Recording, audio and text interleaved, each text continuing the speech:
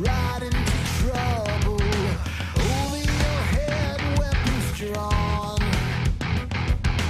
Deep in the weeds, you march there on the double. Inhibition retreats, fear is gone.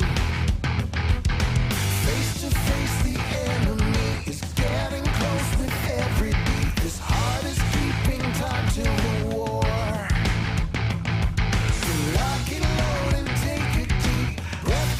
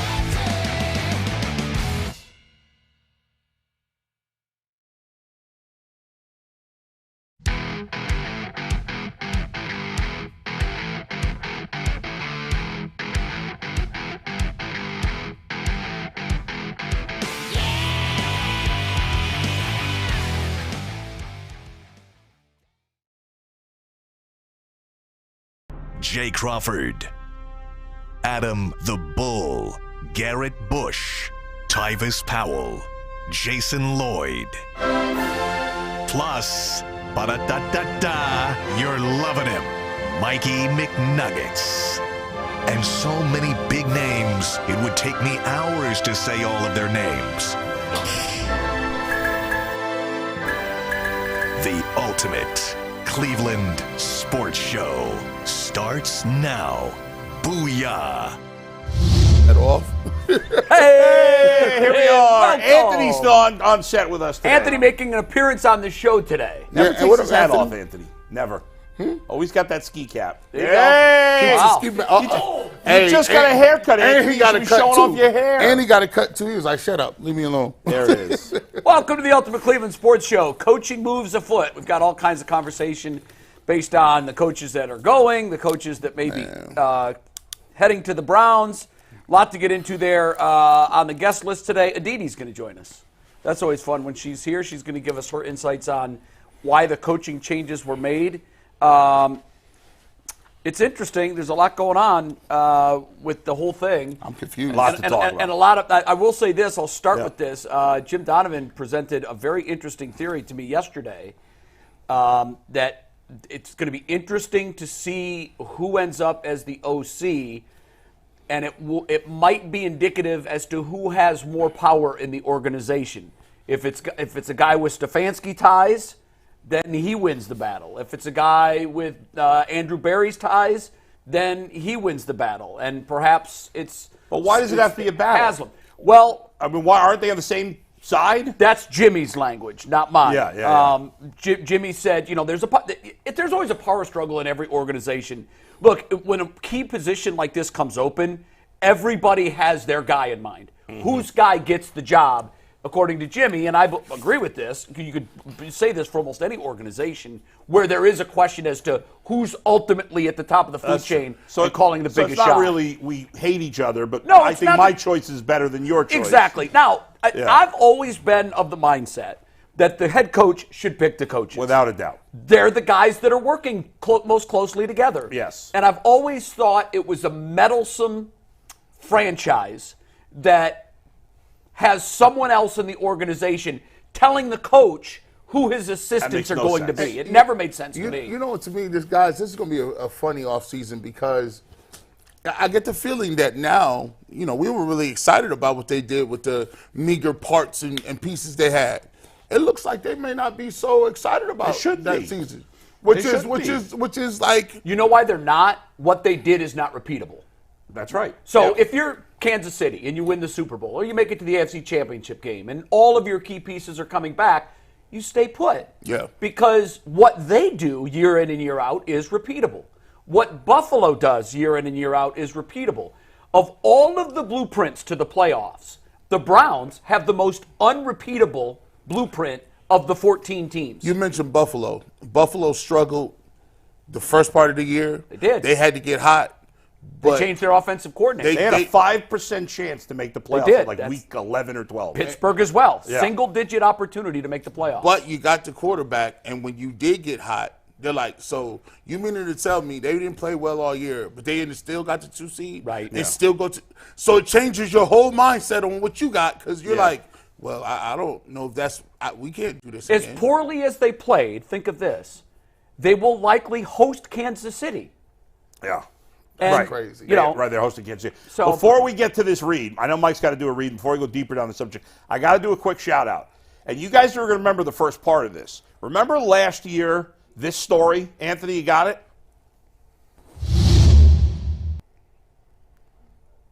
Oh, yeah. Oh, one of the best Yeah, yeah, stories. yeah. out. Tag Remember board that? once again lets us down at the biggest moments. One of the best. One of the best. Well, you guys remember there was the Yes. guys cheated. I didn't remember that had been a local tournament. Yeah, it was a Lake Erie tournament. So I was recently getting my hair cut, and my beard cleaned up a little By bit. the way, good, nice, tight. Thank you. Good Thank look. you. Good look. And so the woman who's been cutting my hair, G knows her, Anthony knows her because we did an episode of the barbershop, or G did an episode of the barbershop there that we were on.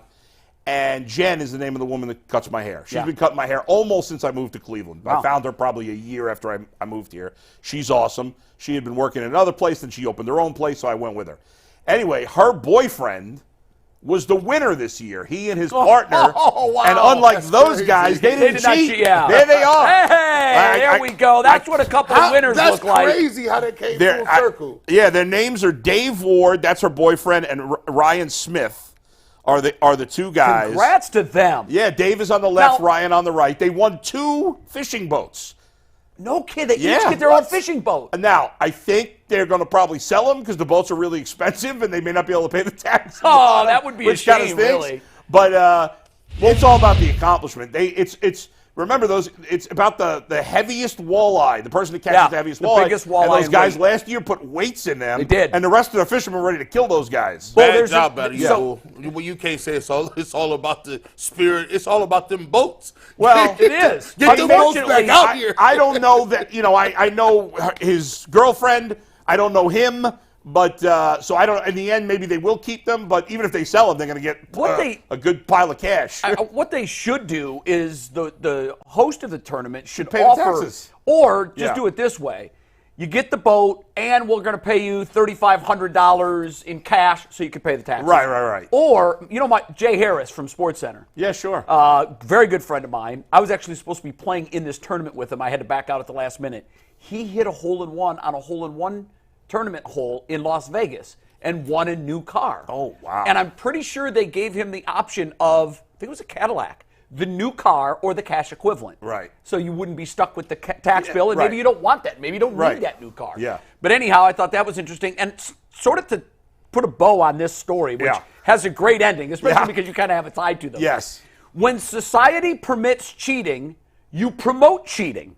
That's right. We talked about that That's earlier right. this week. Yep. Michigan's going to get the old hand slap. Why would anybody play by the rules in the future? Astros got a hand slap. Astros got a hand slap. Hell with the rules. We're going to ask for Yeah. forgiveness. This tournament, and I was so proud of the way they handled it, not just the tournament, but law enforcement, because it ended up being a case of theft. Yes. They ended up prosecuting these guys. It was very public because this was an international story. Yeah. So everybody in the fishing community was told loudly and clearly, if you put ball bearings in your trophy fish, Goodbye. you will be caught and you will be prosecuted. That's right. Those guys got jail time. Yeah, apparently, I don't know if we knew this at the time. This is what Jen told me, so I don't know if we knew this beforehand. She said that the reason there was such a high level of anger towards these guys is they had won some other tournaments before. lot that. of other tournaments. Okay, I didn't. Yeah, Either I didn't know that or I didn't remember that. You can hear in the Yeah. background of the video when Yeah. they gutted the fish and the ball bearings spilled out. Yeah. You could hear a chorus of fishermen in the background saying, That's right. "We knew you guys have been cheating. Yeah, that's we right. knew Now it." that you say it, I remember that. And yes. well, good for your sort of buddies. Yeah. Well, good for them. Congratulations. Yeah, absolutely. We love that it was fair They and did it square. legit. Hey, Yeah, man, I think we should start a GoFundMe to raise the taxes to pay the tax bill on the boats so they get to keep the boats. They should. I'll ask my friend, and I'll I bring would it up again. contribute to that tax All right, fund. I'll ask her to ask him if he wants to, if he would like to do that. We can do that. That'd be fun. I think that would be the Yeah. right thing to do. By the way, just go back and look. Terrell Pryor got suspended for tattoos and gold pants. But not just Terrell Pryor. Jim Tressel Jim lost Tressel his job. lost his job. The university wore the scarlet letter, literally. I would be livid if I was Ohio State.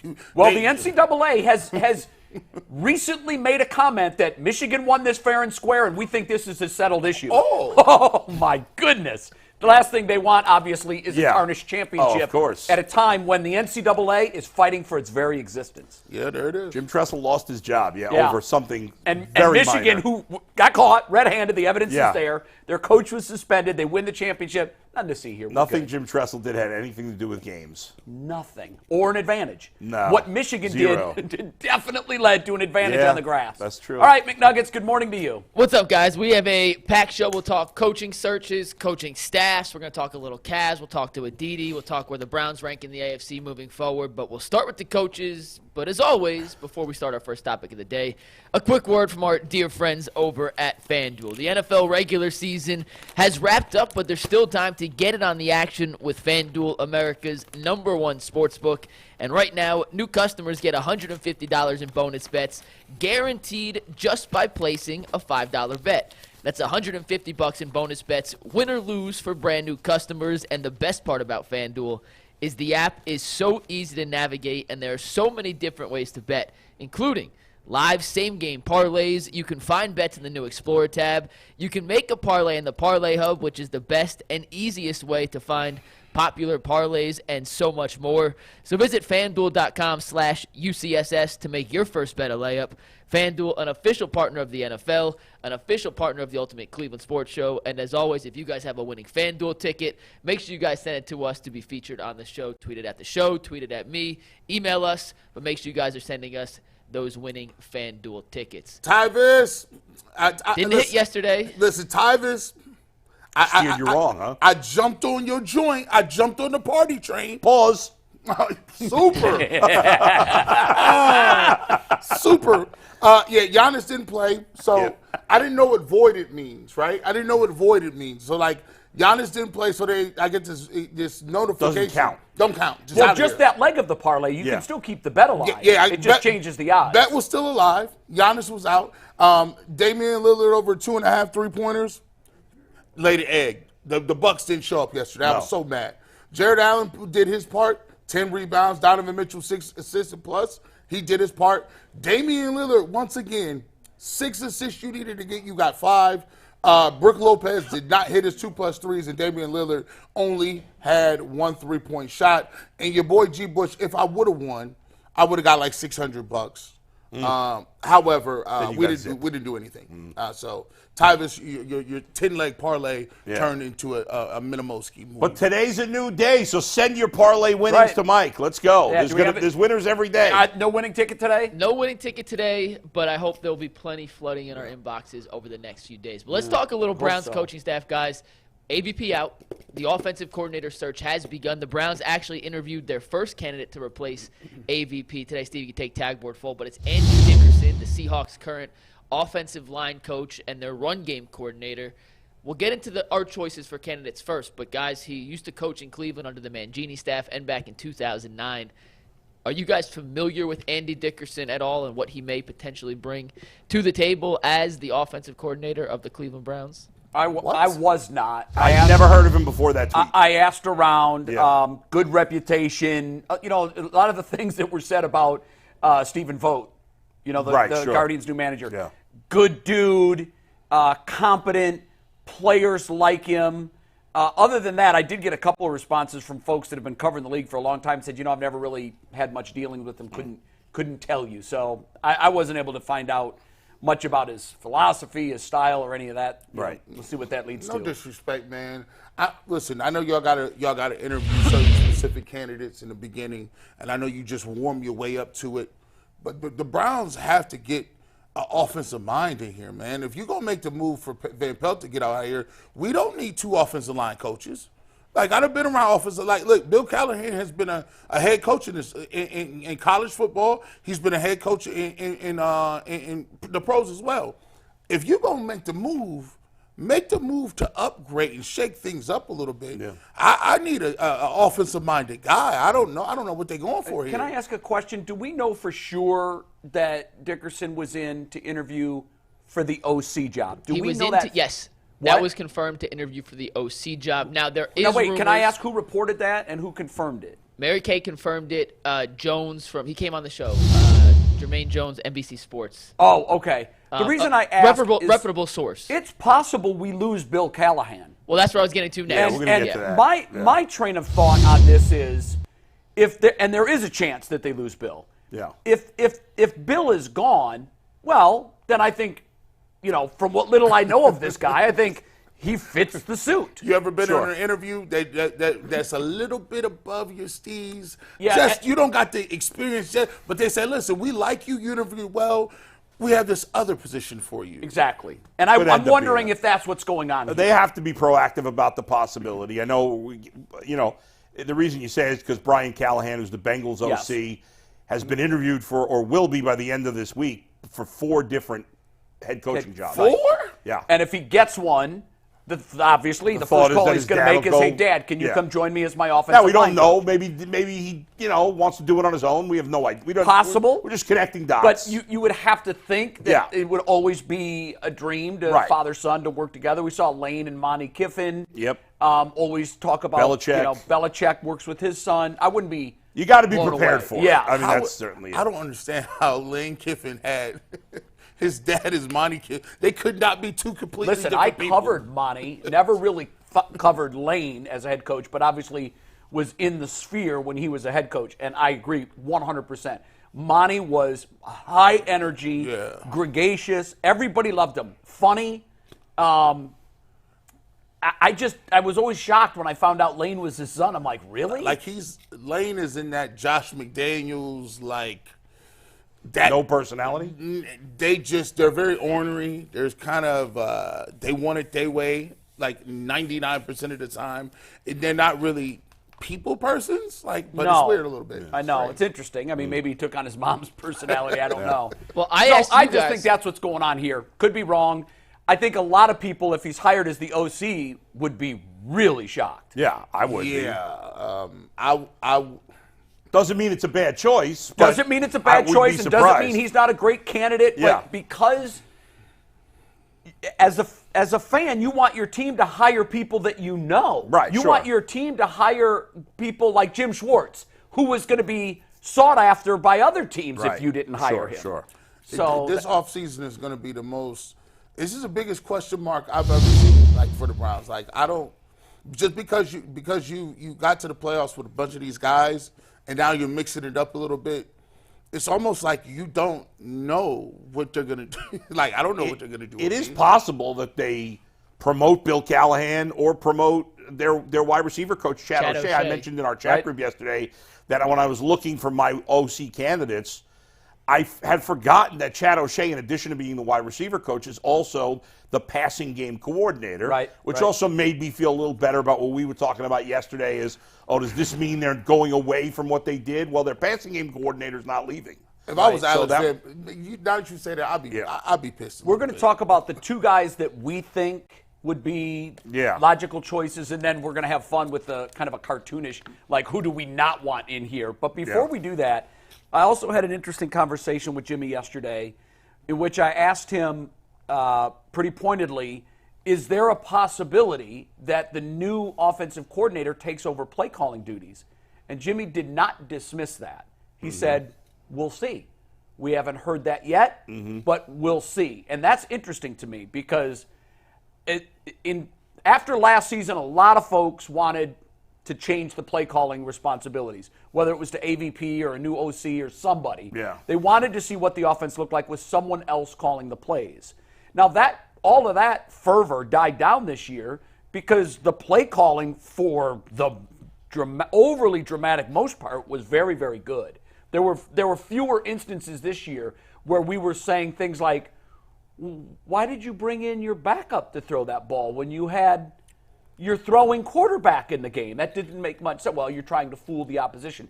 But so I just thought it was interesting and noteworthy that Jimmy said, we don't know. Yeah. We don't know. So it tells me that he hasn't been told that Stefanski will definitively retain play calling. And that could lead to, responsibilities. obviously some different candidates. Well, Jimmy, I'm glad you said that because Yeah. Jimmy said it's really difficult. It's going to be difficult for AVP to get another job. Not difficult, but more difficult than it otherwise would be because they're going to say, yeah, but you weren't calling the plays. But again, And how are you going to get a good OC Right. in here and tell him you're going to wear the hat Right. and this message is you're going to take the ball, but you're not Facts. going to call the plays. And you got another dude that's the passing game coordinator. So you wasn't even over the passing game. At least if I'm not going to call the plays, at least give me the diagram and X's and O's. And so I maybe can they do that. will do that. We Yeah. shall see. Now, again, Brian Callahan wasn't calling plays in Cincinnati, and he's getting interviewed. I don't know if he's going to get a job, but he is getting interviewed. So it's not, just because you're not calling plays doesn't mean you're not going to get a job. I mean, He just said it's going to be more difficult. I don't think Mike McDaniels was calling plays in San Francisco. He was put it to you not. like It No, was Shanahan. Kyle Shanahan If- was, yeah. but he was part of that If you're blossoming tree. if you're a lead on the radio, and it's easier for you to get another job in a bigger market. other if you're just secondary guy. Because Right. the thought process is there's a little more than this entails. You're the Sometimes. sidekick, not Yeah. the right. Yeah, like And I think Jimmy's comment was dead on. He didn't say it's going to be impossible for him to get Yeah, drafted. right, it's He harder, said it's sure. going to be more difficult because teams are going to say, but you weren't calling the plays. Yeah. And he also pointed out immediately afterwards, it's going to be difficult to get a high-quality offensive coordinator in here. For instance, my number one choice is currently an offensive coordinator. It would be a lateral move for him. Right. He's my number one choice because of some logical connections that he has to someone in the organization. Mm-hmm. But it would also be a very difficult sell to bring him here to be the OC and not call the plays because Sure. he is currently calling the plays where he Right. is. That And we'll fact- get to that yeah. in a second. Yeah, but yeah. who's your? Do you want to start? Who's your Sure. choices? I'm gonna. I did my 6-page Baker Mayfield presentation the other day. This is just a half a page, just with a couple of notes. My number one choice is Clint Kubiak. Okay. Clint Kubiak, of Makes course, sense. the son of Gary Kubiak. So he's part of that family tree, which Kevin Stefanski is. Clint Kubiak worked under Kevin Stefanski in 2013, 2014, and again in 2019. Kubiak had left, and then he came back. He went to Denver. In 2019, that was the year Kevin Stefanski, of course, was his 1 year as OC in Minnesota, and Clint Kubiak was his quarterback coach. Right. So obviously, there's a lot of family connections between the two. What's he doing right now? He is currently the passing game coordinator for the 49ers. Again, Their passing game looks pretty good. it does. For him, it's a promotion, even if he's not calling plays. It is. You're right. I factored But that how into much of that is in San Francisco? Would you credit to Kyle Shanahan or do we credit him? Right. I'm going to credit Kyle Shanahan. Right. I mean, I don't know the dynamic You're behind right. the scenes, but he's obviously a part of it. So it seems like he's a sharp guy. He's from football family. Connection to Stefanski. He's a young guy. And it's a promotion for him, even though he's not calling plays. Right. So that's the way I looked at it. That's why he was my first choice. My second choice, I went kind of the other end of the spectrum, a guy that also worked with Stefanski, but he was above Stefanski as opposed to Clint Kubiak, who was below Stefanski. This guy's a veteran coach, and that's Darrell Bevell. Darrell Bevell's been the offensive coordinator. He was the offensive coordinator for Seattle from 2011 to 2017. In fact, I texted Tyvis about it. And Tyvis said that he loved Darrell Bevell, that he was great, that I won't tell you the reason. I won't say what Tyvis said, why he got ran out of Seattle eventually, but he said it wasn't his fault. And then he went and was the OC for the Lions. The last couple of years, he hasn't been an offensive coordinator. But what was he doing? The last 2 years, he's been the quarterback coach for Tua. Now, they've faltered in the playoffs, but Tua, before Darrell Bevell and Mike McDaniel, looked terrible. Tua, with him, has looked great. And Darrell Bevell hasn't been an offensive coordinator for 3 years. Just a quick correction. Yeah. Darrell Bevell is currently, and I know this because he's my number one choice. Yeah. He is the OC in Detroit this year. No, that's Ben Johnson. I thought it was Darrell Bevell. Yeah. No, Ben Ben Johnson Johnson's is in the OC. Detroit. Where is Darrell Bevell? Darrell Bevell is Miami. in Miami? Yeah. Okay, I thought for some reason Darrell Bevell was in Detroit. No, He's not? Ben No, Johnson Ben- is Ben the guy. Johnson. When the was OC. Darrell Bevell in Detroit? Pull back. 19 and 20. He was 19 and 20. Okay, my bad. My All right. bad. I stand corrected. Yeah.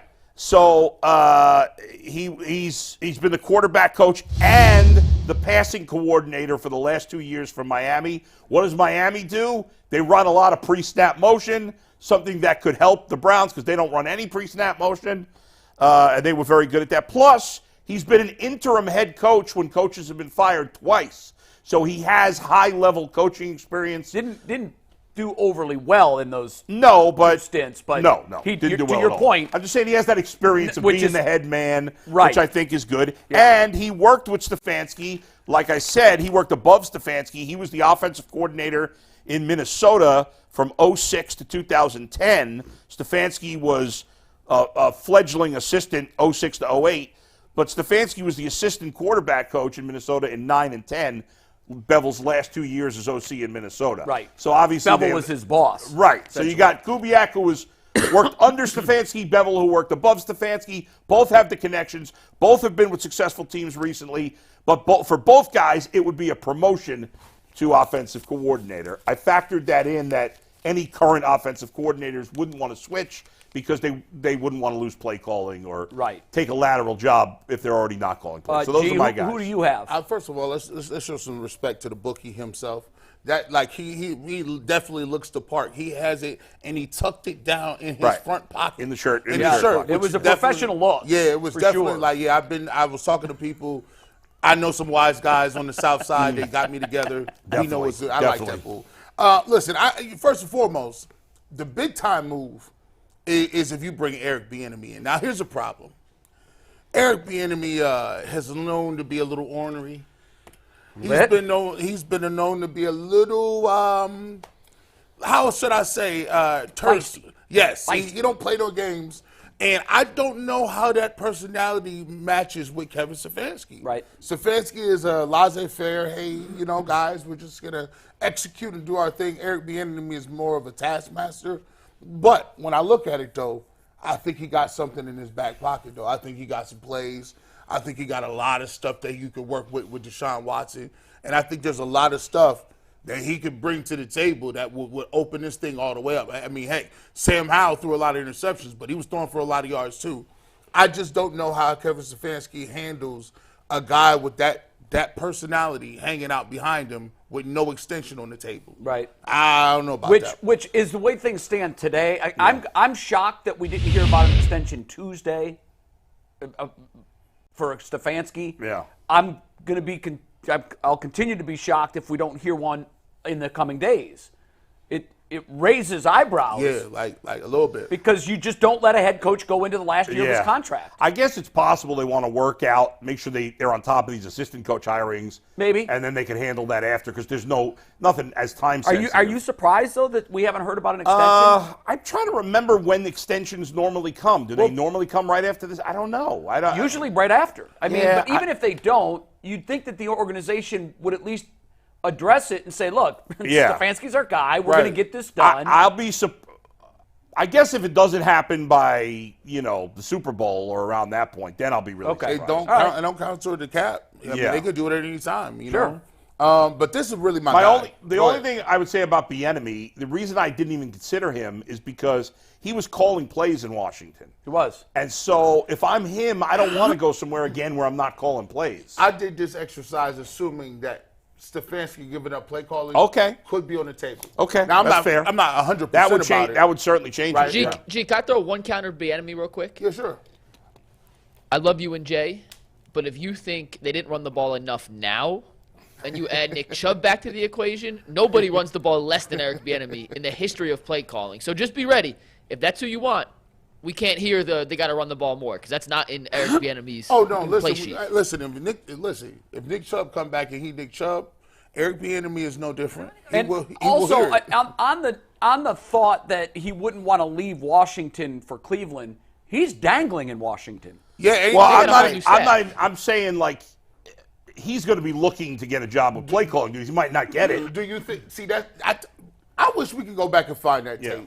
When I say that's the dumbest move you've ever made in your life, going to Washington. It happened just the way I said it. Now you're looking around, and you might not be a coordinator. And here's the problem. The luster of and I know that the Kansas City offense took a step back in his absence. Yes. So he's got that in his tool bag for arguments. Yes. He can say, look, they had pretty much the same offense they won the Super Bowl with last year. What happened? Because we've asked, what's different? The receivers are still mid. But also working against him is exactly what we said on the day he took the lateral move. Man. It was I'm betting on myself move, and the thought was he's not going to have the pieces in Washington to do there what he did in Kansas City. And if his offense doesn't look as explosive and as dynamic as Kansas City's, the luster of Andy Reid is going to wash off of Eric Bieniemy. Yep. And I think in part some of that has. It'll be interesting to see what ends up. If there was a guy that was calling plays, and again, you're right. Like, I don't know that he's lost his job in Washington yet, but he might. There are reports that obviously a new head coach is going to want their own guys. And the new head coach is most likely going to want their guy. Right. So his future is very much up in the air. He's going to want to call plays. Now, he may end up in a situation where he can't get a job calling plays. Right. He's not even reportedly getting an interview think about it. They For got the head coaching job. Right. No, So if he that's- stays in Washington, it will be as the OC. So that means like, Right. yo, that your ultimate goal is right there. They didn't even bring you in for an interview. Yeah. That's all bad. Now, Gee, let's who's talk your about second candidate? What'd you say? Who's your second Oh, candidate? the best. This is the best candidate for me. Let's see. This Zach Robinson guy. You know, he was. Matter of fact, the Saints requested to interview the Rams He's a quarterback coach for the Rams, and he's a passing game coordinator. Now, he was where we at? He's 37, former quarterback, played for the Bengals from 2011 to 2013. He had a couple stints with the Patriots, Seahawks, Lions.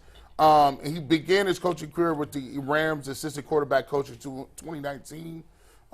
Was their assistant receivers coach, but he was promoted to the quarterbacks in 2022. He did call some plays. Like he called one game they publicized. They made it known that he was going to call the plays for that game. I like it because of two reasons. One, that high-tech offense that they give him right here, moving around, all that motion and good stuff, that's exactly what the Browns lack.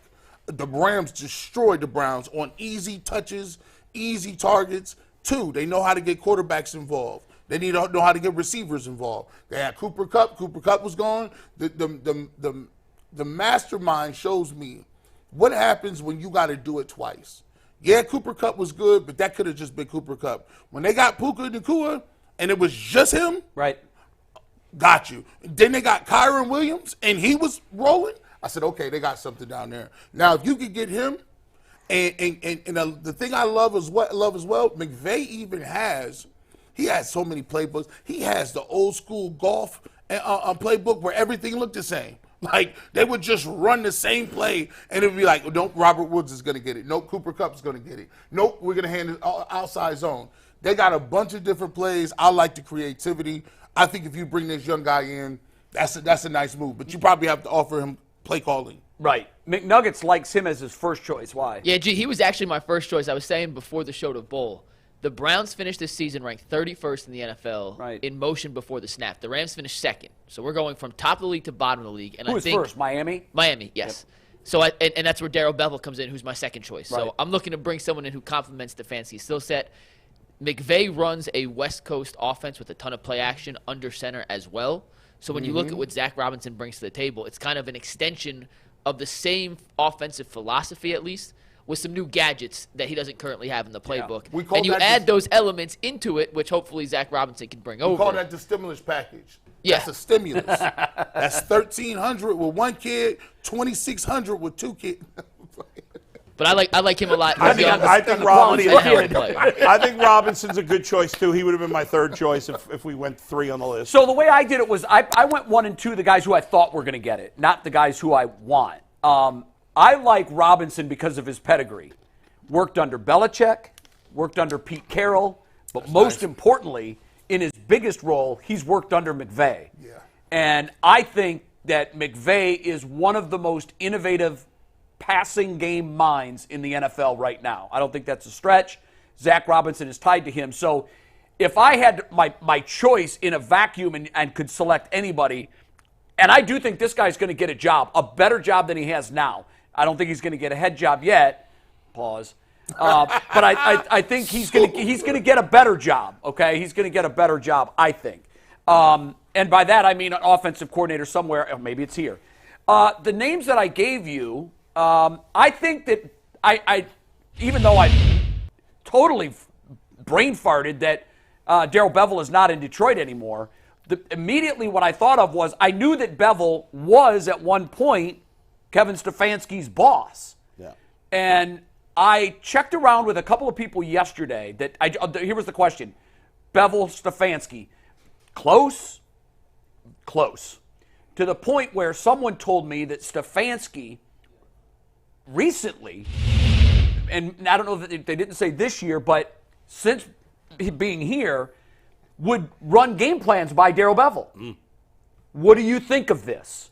Which isn't uncommon. A lot of friends that work together will, especially because maybe Bevel played this opponent earlier in the year, also has a good grasp on what that team does defensively. So it's not completely out of the realm of normal? I think people, good friends. It happens a lot. All the time.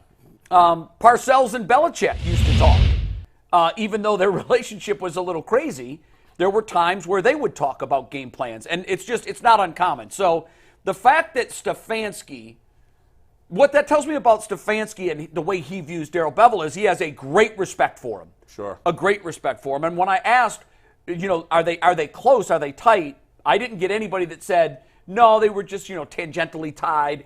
I've been told that they have a good relationship. They're close. And that, again, Bevell sometimes has helped with game plans, or at least, they've had conversations about that kind of thing. So that would be my number one guess. Again, not my number one pick. My number one pick would be Robinson. Robinson, by the way, interviewing for the Bears offensive coordinator job today. That just was reported by Alex. Yeah, he's going to be an OC. It's just going to be where. I think, he's proven enough with the Rams as their quarterback's coach that he's ready to be an OC. Now, again, not my choice, but if you're reading between the lines here, you have to have Eric Bieniemy in there as if I'm setting odds on who it's going to be. First it's Darrell Bevell, then it's this guy, Eric Bieniemy. Why? It was widely reported that just before asking the Houston Texans for a trade, Eric Bieniemy advocated for the Texans interviewing Eric Bieniemy for their head coaching job. They went another way. Yeah, Deshaun Watson. Who did I say? Eric Bieniemy. Yeah, Deshaun Watson had told the Texans brass, I want this guy. I want you to talk to this guy. I want to work with this guy. When they didn't even interview him, and by the way, the move that they made was laughably bad. It did not work at all. So maybe in that regard, Deshaun Watson was right. But Deshaun Watson, once upon a time, wanted this guy to be his play caller. And it didn't happen in Houston. And that's why I think as we look at this from the outside, I think if they go with Bieniemy, I think we're going to have our answer to whose voice is the loudest right now in the Browns organization. And it would probably be Deshaun Watson. I think that would, to me, I would look at it from Stefanski. I would say, look, I would almost just do it. Just for the simple fact that I know that if Stefanski does not get an extension here, right, he can ride that out and say, they didn't fire me, they just didn't give me no extension. Right. I tried everything I could. You know what? We got Deshaun Watson. I went and got another coordinator. I'm a team guy. I did what was best for the organization. We thought we'd bring Eric Bieniemy in, work with Deshaun. Didn't work out. I think Stefanski would be one of the rare coaches that is let go that gets an immediate interview with three other teams. One of the rare Browns head. Why does a guy who just won 11 games with a team that had no business winning 11 games have to do something that he doesn't want to do? That doesn't make much sense to me. That's the question. I'm not saying he doesn't want to hire Eric either. Bieniemy, but I'm just saying in general, why It makes no. It's not like he was. we shouldn't be reacting to this as if he had the season ended in a disappointing way. Every team that loses in the first round of the playoffs is disappointing.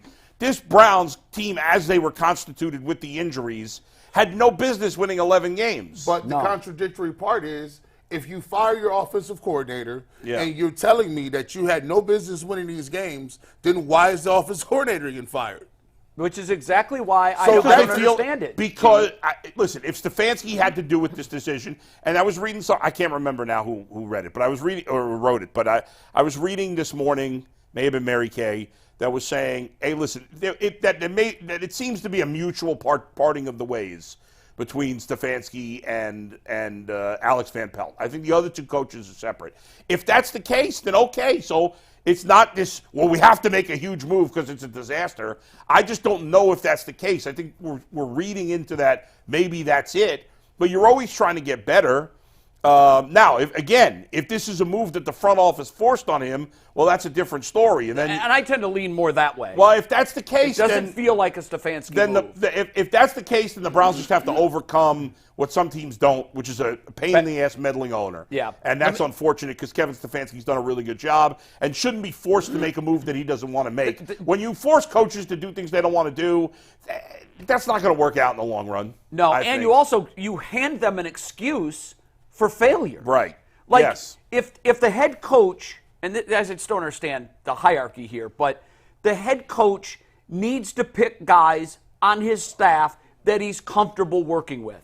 Mm-hmm. If he's forced to work with someone that he doesn't have a relationship, that he doesn't feel comfortable with, there's Yeah. automatically Right. adversarial It's relationship. It's not going to there. work out well. I And don't then know it why becomes- teams do this. And again, I don't know that the Browns are doing that. Well, one of the things that I think you have said continually, and I know others that have been around the team say that one of the things Jimmy does is to pit A against B. Yes, he does. If you handcuff a head coach with an offensive coordinator that he does not want, That's a problem. You automatically tell the head coach, this is my guy. And the whole team knows it too. And now you've got an adversarial relationship between two of the coaches that need to have the best symmetry on all the we team. can do at this point is hope that's not the case. Hope that's and it. pray. That's it. Mike? So we gave our candidates. I also asked you guys to give us our worst candidates. And, Bull, your answer aligns with the super chat. I want to just throw it in here because it's timely to the conversation. But Dan Blakely says, if we want old Deshaun Watson, we need Bill O'Brien. Naming anyone outside of Bill O'Brien is only hopeful speculation. Bill O'Brien has proof.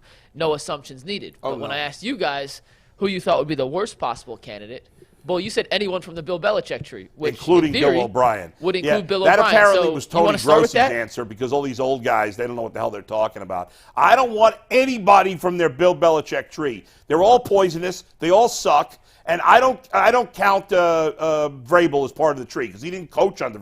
No, he played under him. He played under him, so he doesn't count. All those guys from Belichick's tree suck. They're not good as coordinators, only except when they're in New England. They're not good anywhere else. I don't want any of those guys here. I think Deshaun Watson played well in spite of Bill O'Brien. Maybe I'm wrong. We'll find out. But I want nothing to do with Bill O'Brien nor anybody else. Well, you could get the answer to that. Just go to Deshaun and say, thumbs up, thumbs down, Bill O'Brien. Yeah. I'm pretty sure he'd give a thumbs down. I don't know. I've never heard him say anything disparaging against him. Maybe they had a great relationship, and I don't know. I don't know where things stand there. I think he would. I think he would extend his rehab on his shoulder all the way to the 6th game this season Until Bill O'Brien's contract is out. Right. Yeah, I'm still rehabbing, doing some soft tossing over here. G, you said Hugh Jackson or Matt Nagy would be Hugh your worst Jackson. possible scenario. Why one of those two? Bro, Matt Nagy. And I was going to throw a third person in there. Who's that dude that used to was the quarterback coach or the offensive coordinator when Peyton Manning was in Denver?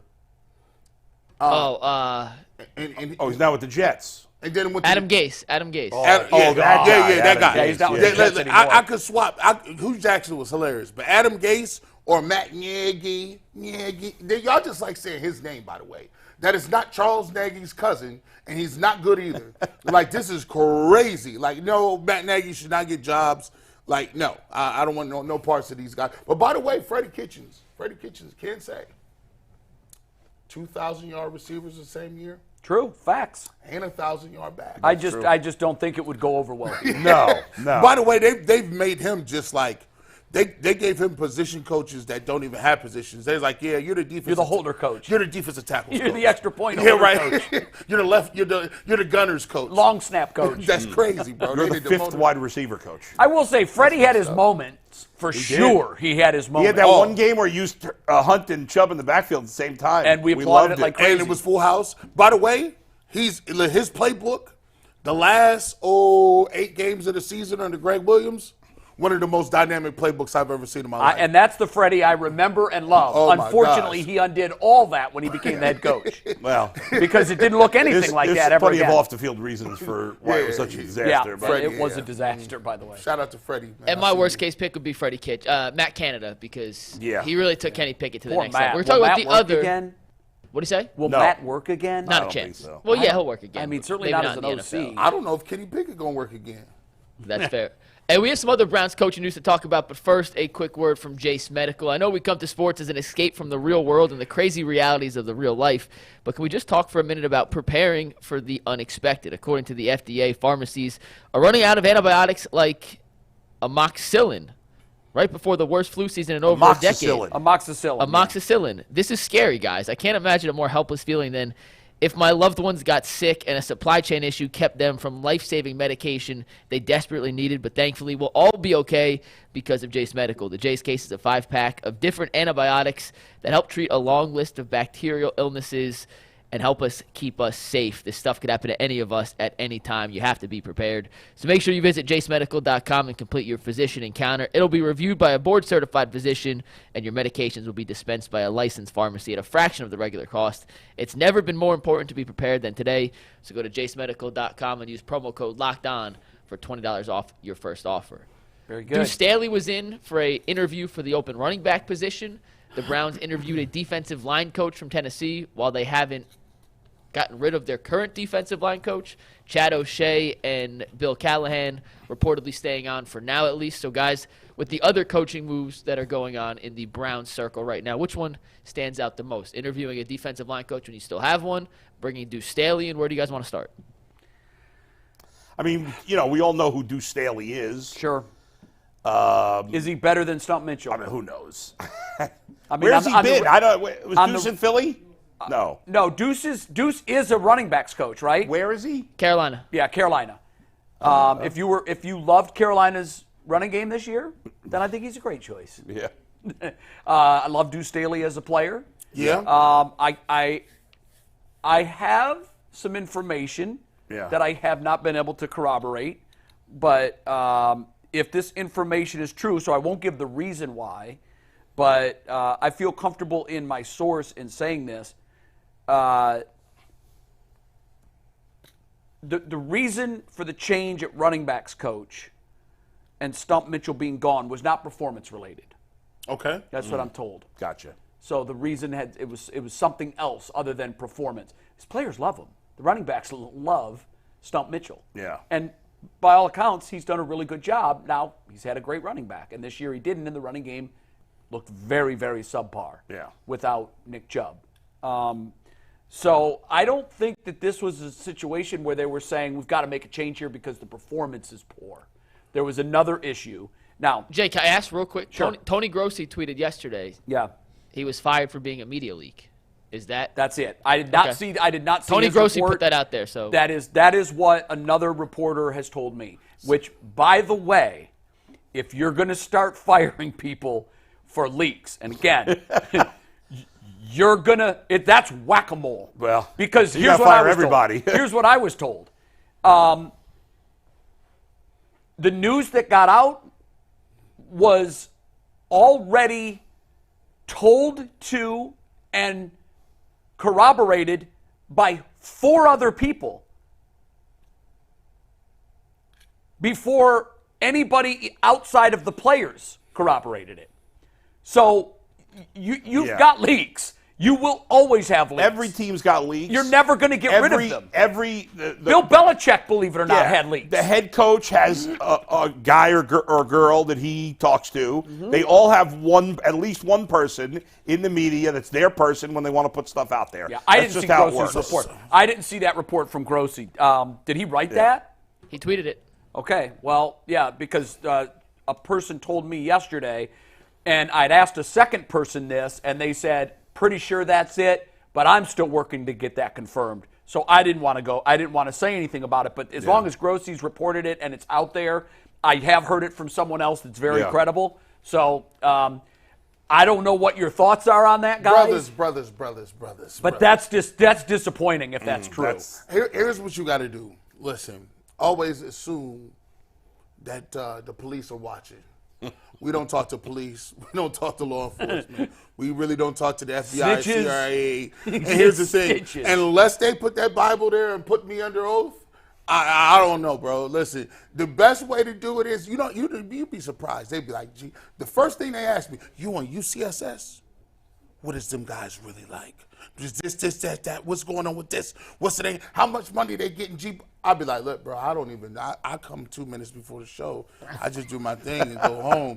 Like, no, you're not getting nothing from me. I don't know him like that. Like, just already know. This is crazy that he lost his job because he was leaking. But that was what happens when you ain't on the top of the food chain.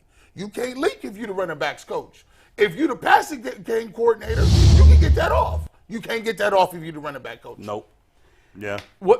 In general, I mean, I just feel like it's an overly meddlesome. I think the only reason I would fire somebody for something like that is if I felt their intentions were coming from a bad place. Sure, and maybe they felt that way. Maybe there's Yeah. a history of this. Right. They've traced things to him. Yeah. And And, they told they've him. gone to him and said, "Stump, we can't have that." Now, if that was the case and he was warned and he did it again, then you can understand it a little more. Right. However, this is what I'll say. I think the Browns and the way they handled all of this, They're sensitive. what you didn't think it was going to get out? Like they were It was they were weird, very yeah. angry at how this story got out. And I don't understand why. Right, these- That's wasted energy. They always put break together a early. damn media release. It happened Yeah. on Tuesday. Yeah. I'm sorry It for- wasn't broken until early Wednesday morning. Like, you had time to get in front of this story. And I'm told that the reason they're upset is because they obviously wanted to put their spin on the whole thing. Sure. You Yeah. talk about people getting fired? Yeah. He came out and was like, I confirmed that these guys are on their way out. I don't know what he leaked. I don't know what he told and to whom he told it. I have Right. no idea of that. Again, I was told Right. by two people that one person definitively, this is why. The other person said, I'm very, very sure that that's why, Yeah, but I'm not Grossi 100%. said he's heard it all day, Grossi's so- reporting it. He must have confirmed it, Yeah. probably from someone else. So my thing is, stop being concerned about the stuff that you don't need to be concerned about. You did it. Now you're mad that the media reported it. We were going to find out. You think that we were going to be 6 it's not games a into next secret. season and say, hey, where the hell's Stump? Do they not know the business? All this stuff gets broken before they're ready to do it. So, the Browns are not unique here. Every team, information gets out before maybe the team wants to. 1,000%. Yeah. What the Browns do is they don't take advantage of their goodwill. Like, it's like 3 days after the season, right? You played your tail off. You lost. Everybody's ready. There was to a get good in. feeling It's a in good the- feeling. It's a good. Everything's good. Well, we weren't feeling great after the playoff No, game. but in But- general about Yeah. the team and Yes. the progress they've made, and Yes. particularly the organization. Yes. Yes. Now they're getting hot over something that they did, getting out to the media from that's- someone within the organization. That's bad. That's going to happen forever, and here's why. In the old days, there were 4 guys that covered the NFL for a living on TV. That was 4,000. Now there's 40,000. Yeah, right. We've got a local guy who's a student at Kent State That be Yeah. breaking who real has news. broken a number of big stories around the Browns this year. Brad Stainbrook, shout out. Wonderful job by Brad. I was talking to some reporters yesterday, and because this is now a topic, Yeah. we were talking about ethics in journalism and, how these stories get broke, what you're obligated to tell a team before you break a story.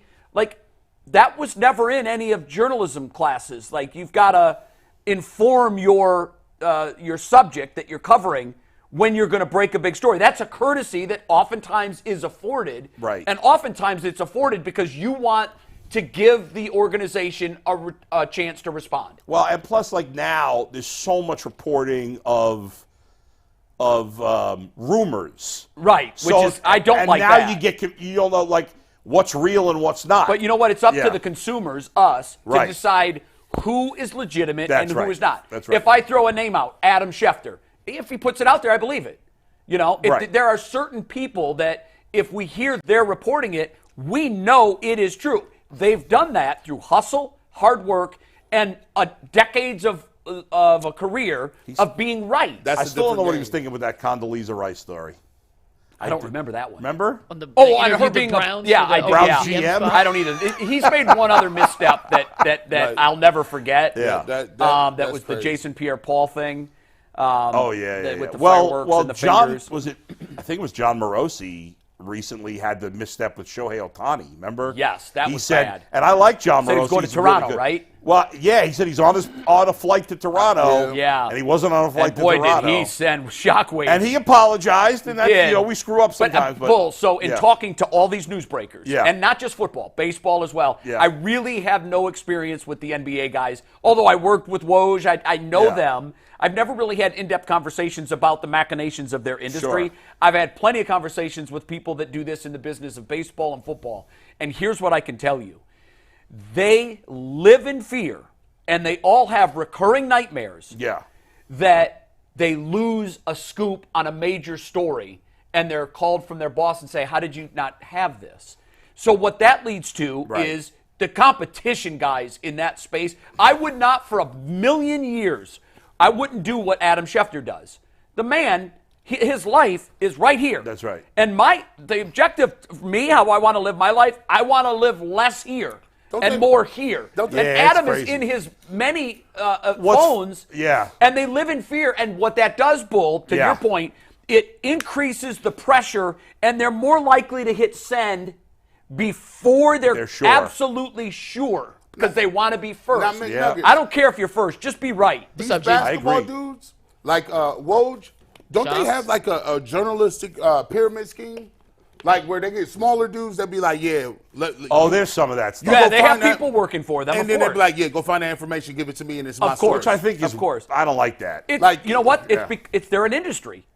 And what is an Yeah. industry? An industry isn't one person. An industry, you have people that work under. Now, Yeah. Woj is never putting anything out there that he isn't completely sure is truthful. So now, if you're one of his underlings and you give him something that he runs with and it's wrong, Underlings you're is not funny. one of You're his gone. underlings Yeah. anymore. Like, You know what's you'll never interesting make it about into this that industry. field is that even though football's the biggest sport, baseball really has the most newsbreakers for whatever reason. I Yeah, feel you like might with be football, it's almost always either Schefter, Rappaport, or lately Josina. I mean, Yeah.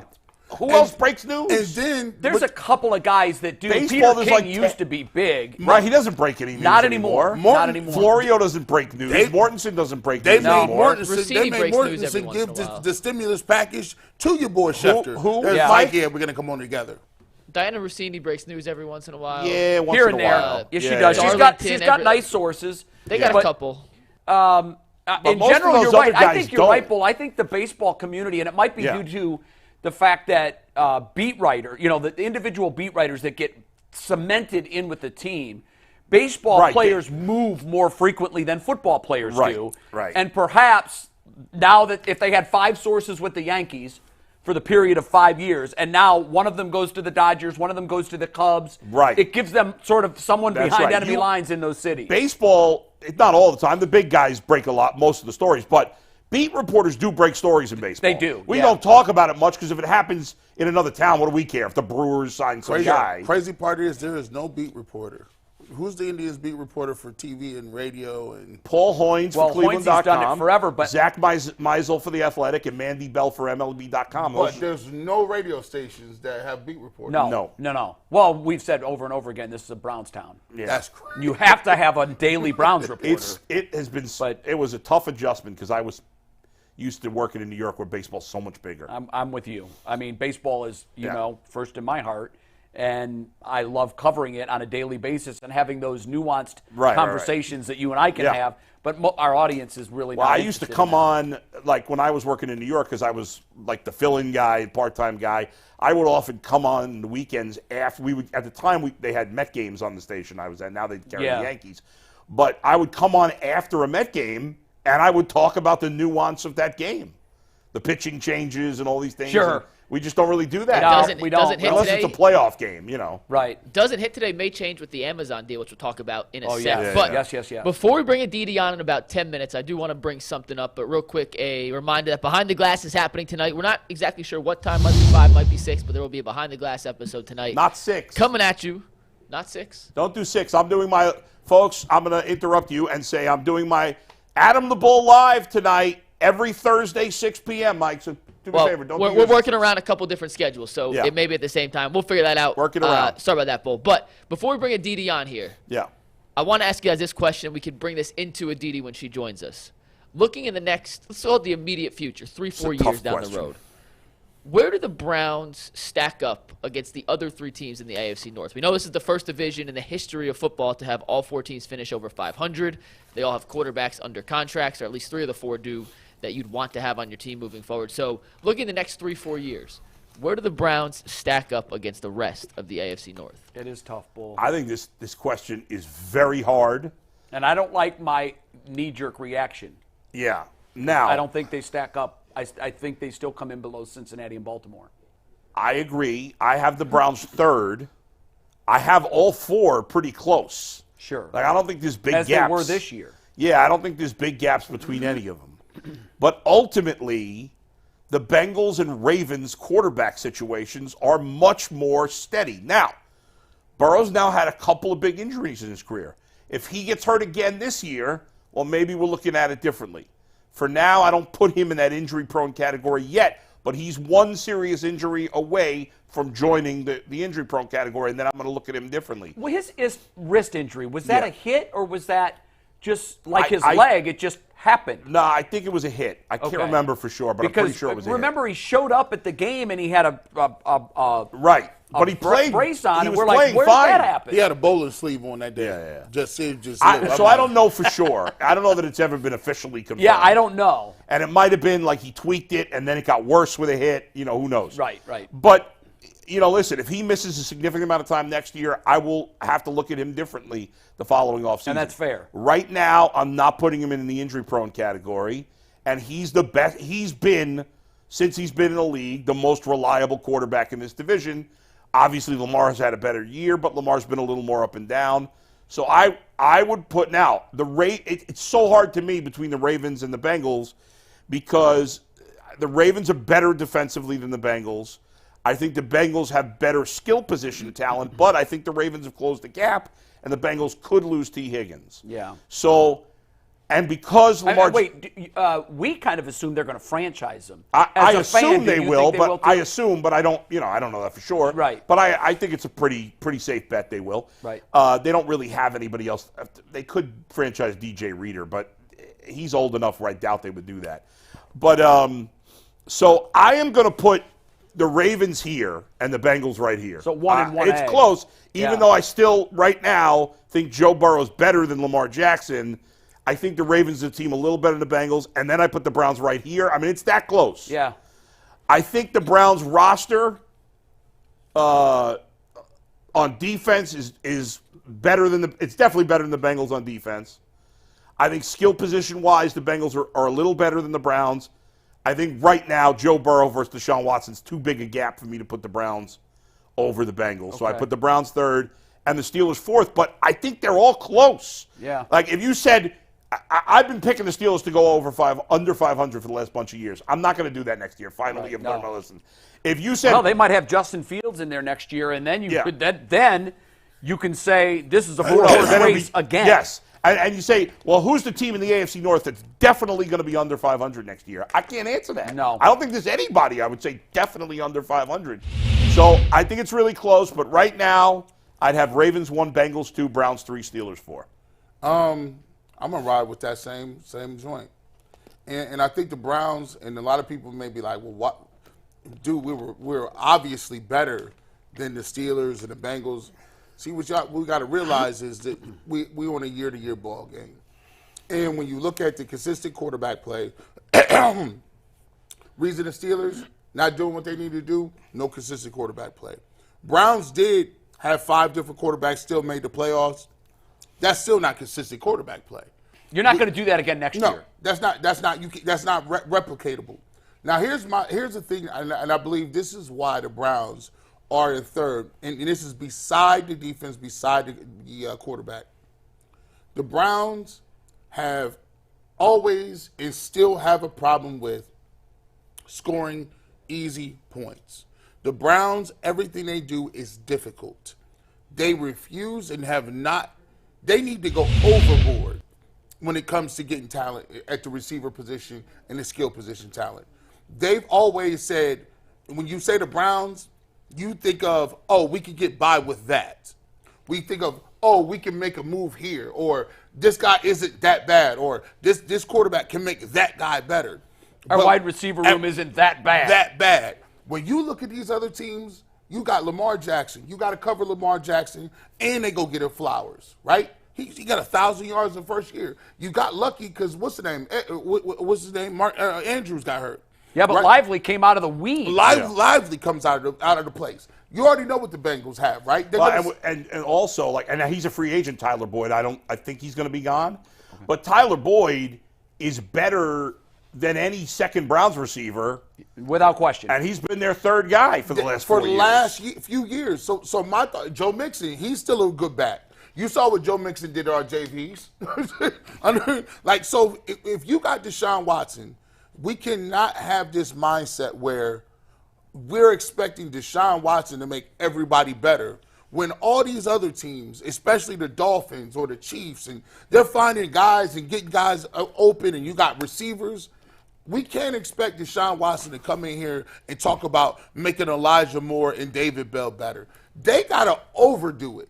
They have to, not just make it even. Like Philly defensive line overdo it. Overdo it. You need to say, yeah, we want to got one receiver. We got to get another one, because you don't know what Deshaun's going to be. You don't know what Nick Chubb is going to be. And if you go into next year with the expectations that Deshaun Watson can carry a team, because we keep waiting for that. We keep waiting for let's make Deshaun make everybody better. For one time, go get a bona fide receiver that people are scared of, because there's other teams around the league that got 2 or 3 of them and they didn't make the playoffs. So the Browns need to overdo it. Yeah, I agree with that. I think we're all in agreement.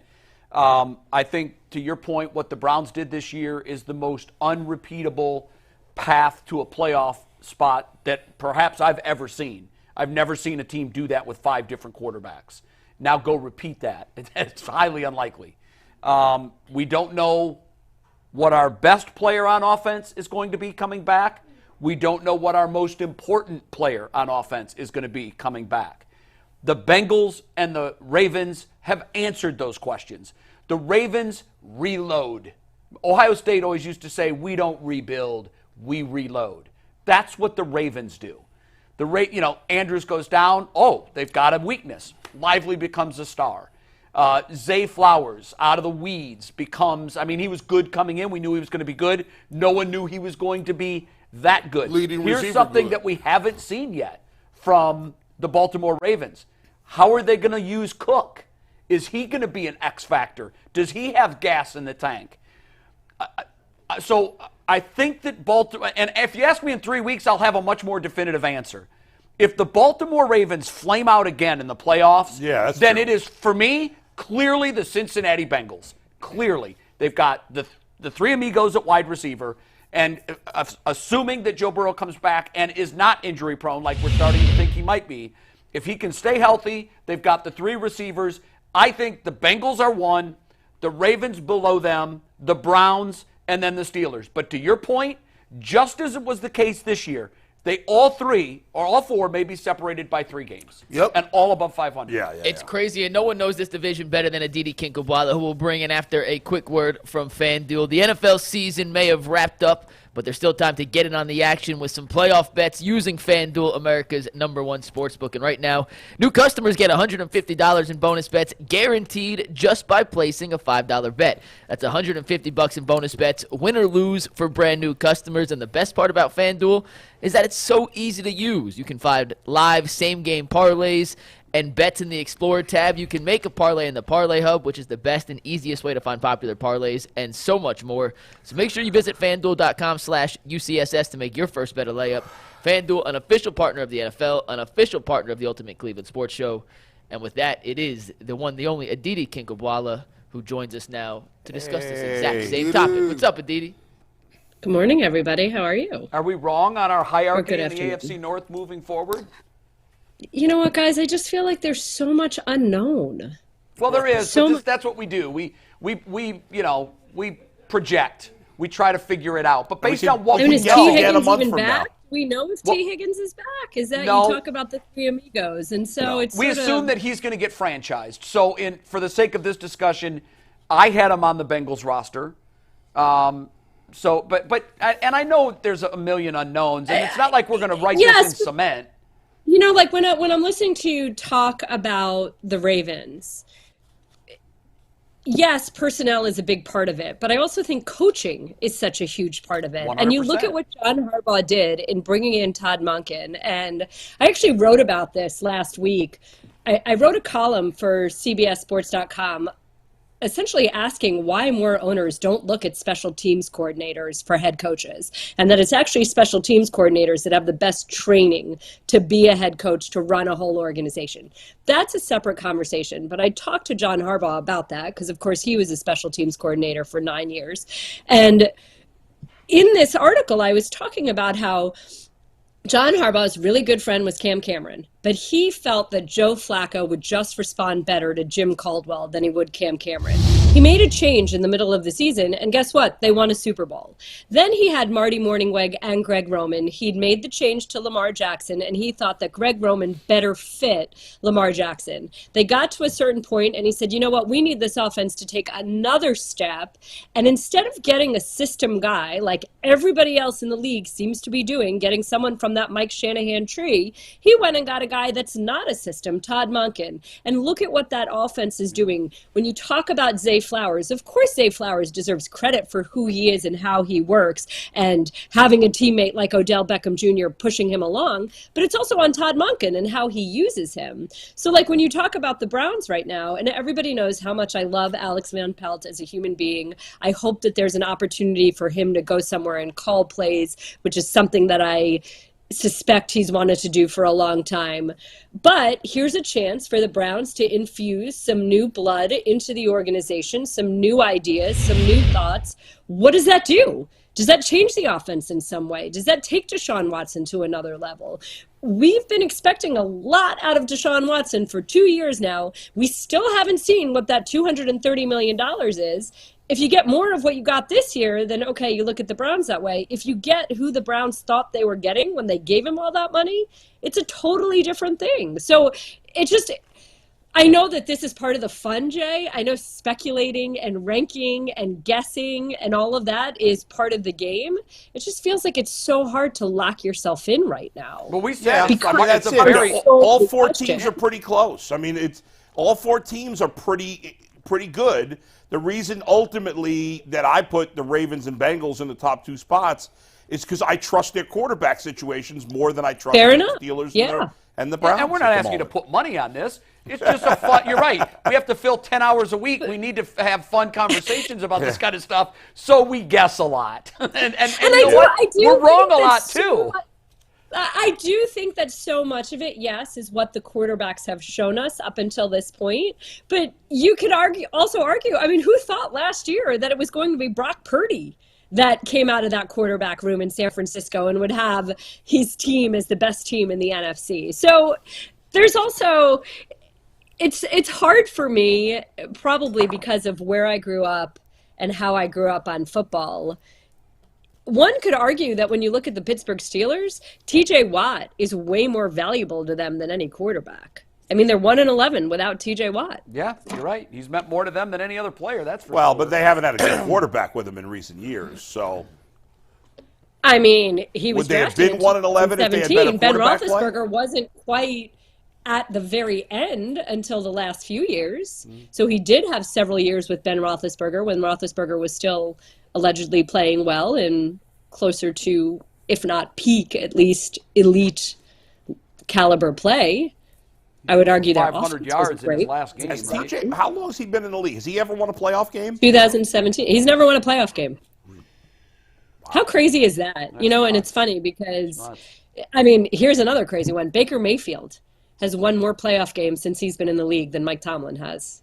So what is that, 2018? Is that when Baker was drafted? Yeah. Baker Mayfield has more playoff wins in the last 6 years than Mike Tomlin does. That's crazy. Over the last 6 years. TJ Watt does. Than Tomlin does over the last 6 years. Certainly not for his career, but over the last since. No, but I mean, but Mike Tomlin has exactly 3 playoff wins in the last 13 years. He has 0 playoff wins in 7 years. What did you make of his? Like Mike McCarthy, they want in Dallas. They want to run Mike McCarthy out because his regular season record is good, but his playoff record isn't. Well, what about Mike Tomlin? Right. No, they're kind of one and the same. What did you make of Tomlin leaving the podium kind of in a huff when asked about his future there?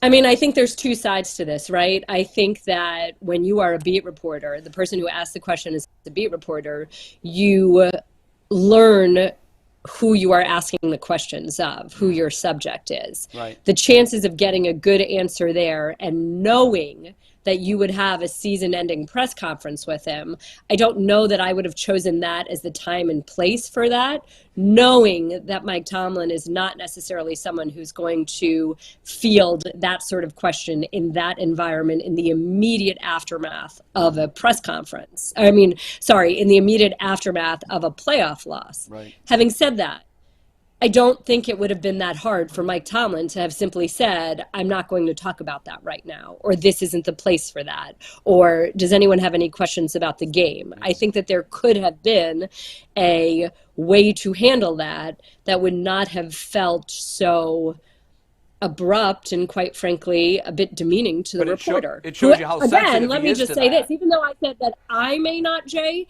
have asked that question in that particular moment, and I may have waited for the season-ending press conference simply because of who Mike Tomlin is, anybody has a right to ask anything that they want to.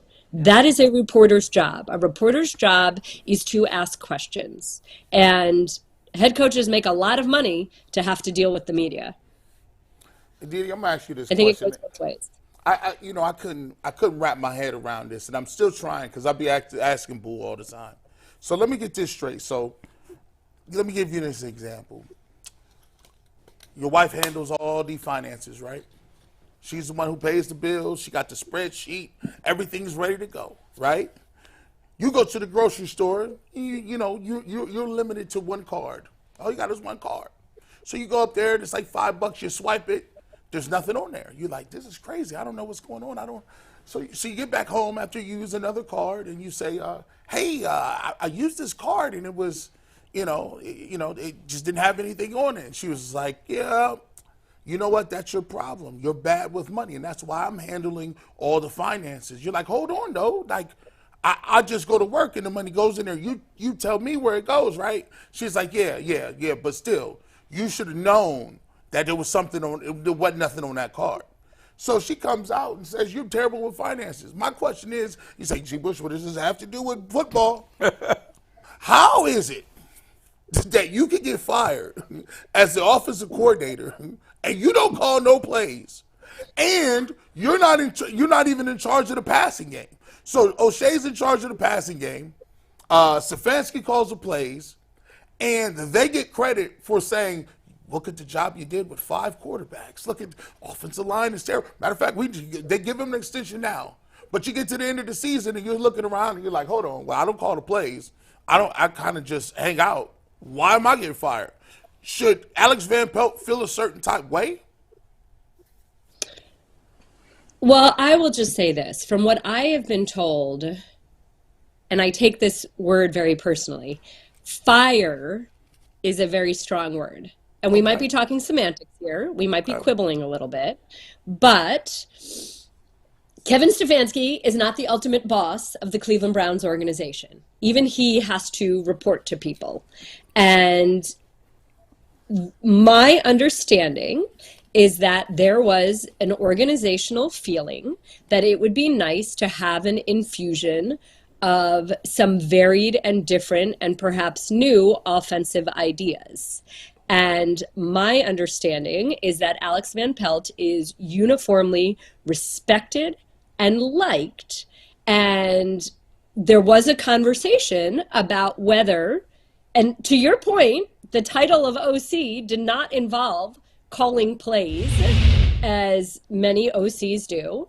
There was a conversation about whether Alex Van Pelt would like to manage the quarterback room, for instance, and perhaps have a reassignment in terms of title. A demotion. Maybe not necessarily even in terms of role, Demotion, but maybe demotion. the role wouldn't even be that different. Just the title would be different So because it's a in order to demotion, bring in this new infusion, sure, in order to bring in new ideas, you might have to offer a certain title in order to get this new influx of ideas. You might not be able to get a quarterback's coach to bring in new ideas. You might not be able to get a tight ends coach to bring in new ideas. You might need to offer this title of OC.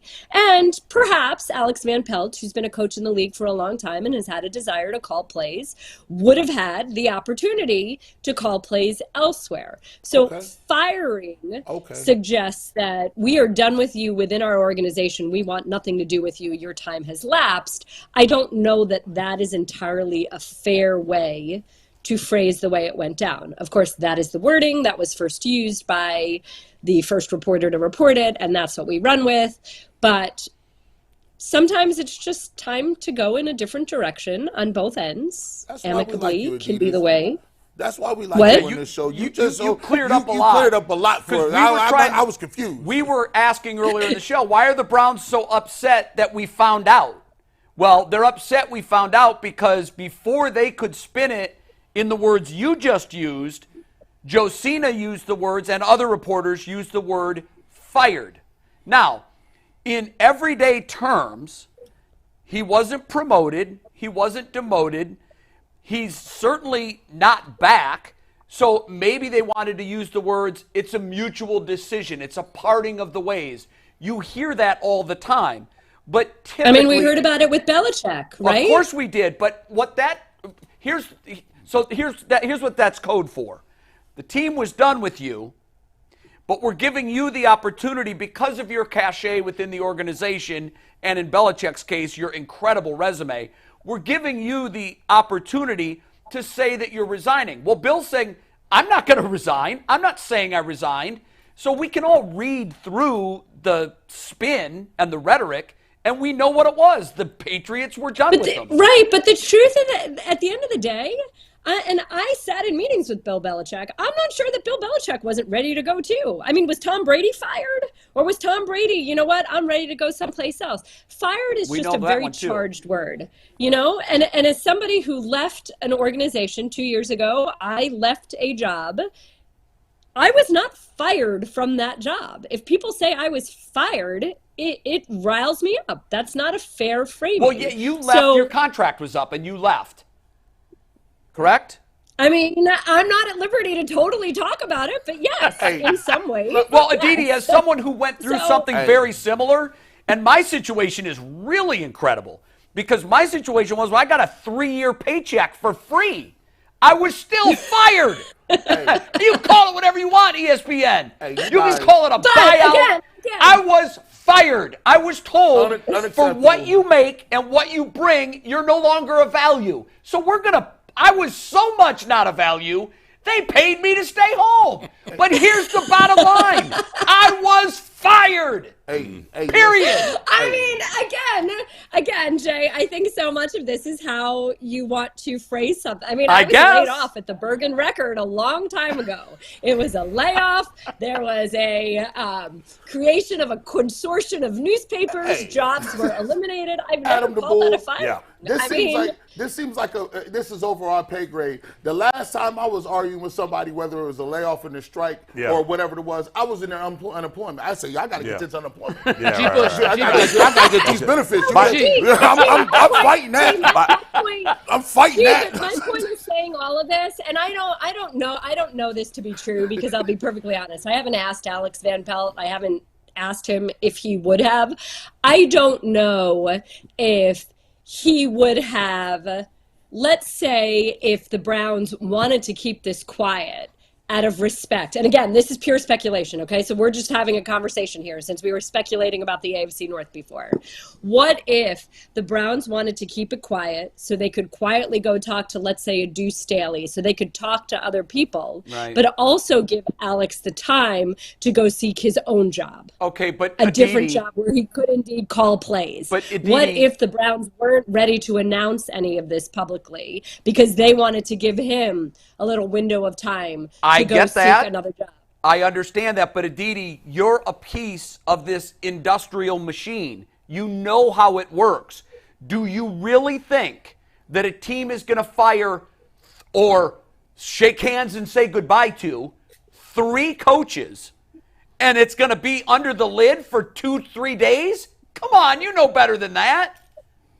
I mean, you're right, but I think that, I mean, at this point, instead of quibbling over the way that was all released, it's more sort of intriguing to think about what the Browns will do now, how that will affect where they're going. As we keep talking about, Deshaun Watson the answer. And if Deshaun Watson is constantly talking about how much he likes playing with Kevin Stefanski, yet what we saw out of Joe Flacco under Kevin Stefanski versus what we've seen from Deshaun Watson, what is the infusion of ideas? What concepts would you like to see more of in the Browns offense that you think speaks better to what Deshaun Watson can do? And I mean, I went on a rant a few weeks ago with you over the Joe Flacco thing, where I was like, let's just enjoy it for the moment. You did. Well, that's over now. About next year, but now it's on the table. Do you want Joe Flacco in that room? That, Do well, you think that moment that's just so toxic with the fan base? That moment, unfortunately, is gone. The season is over, and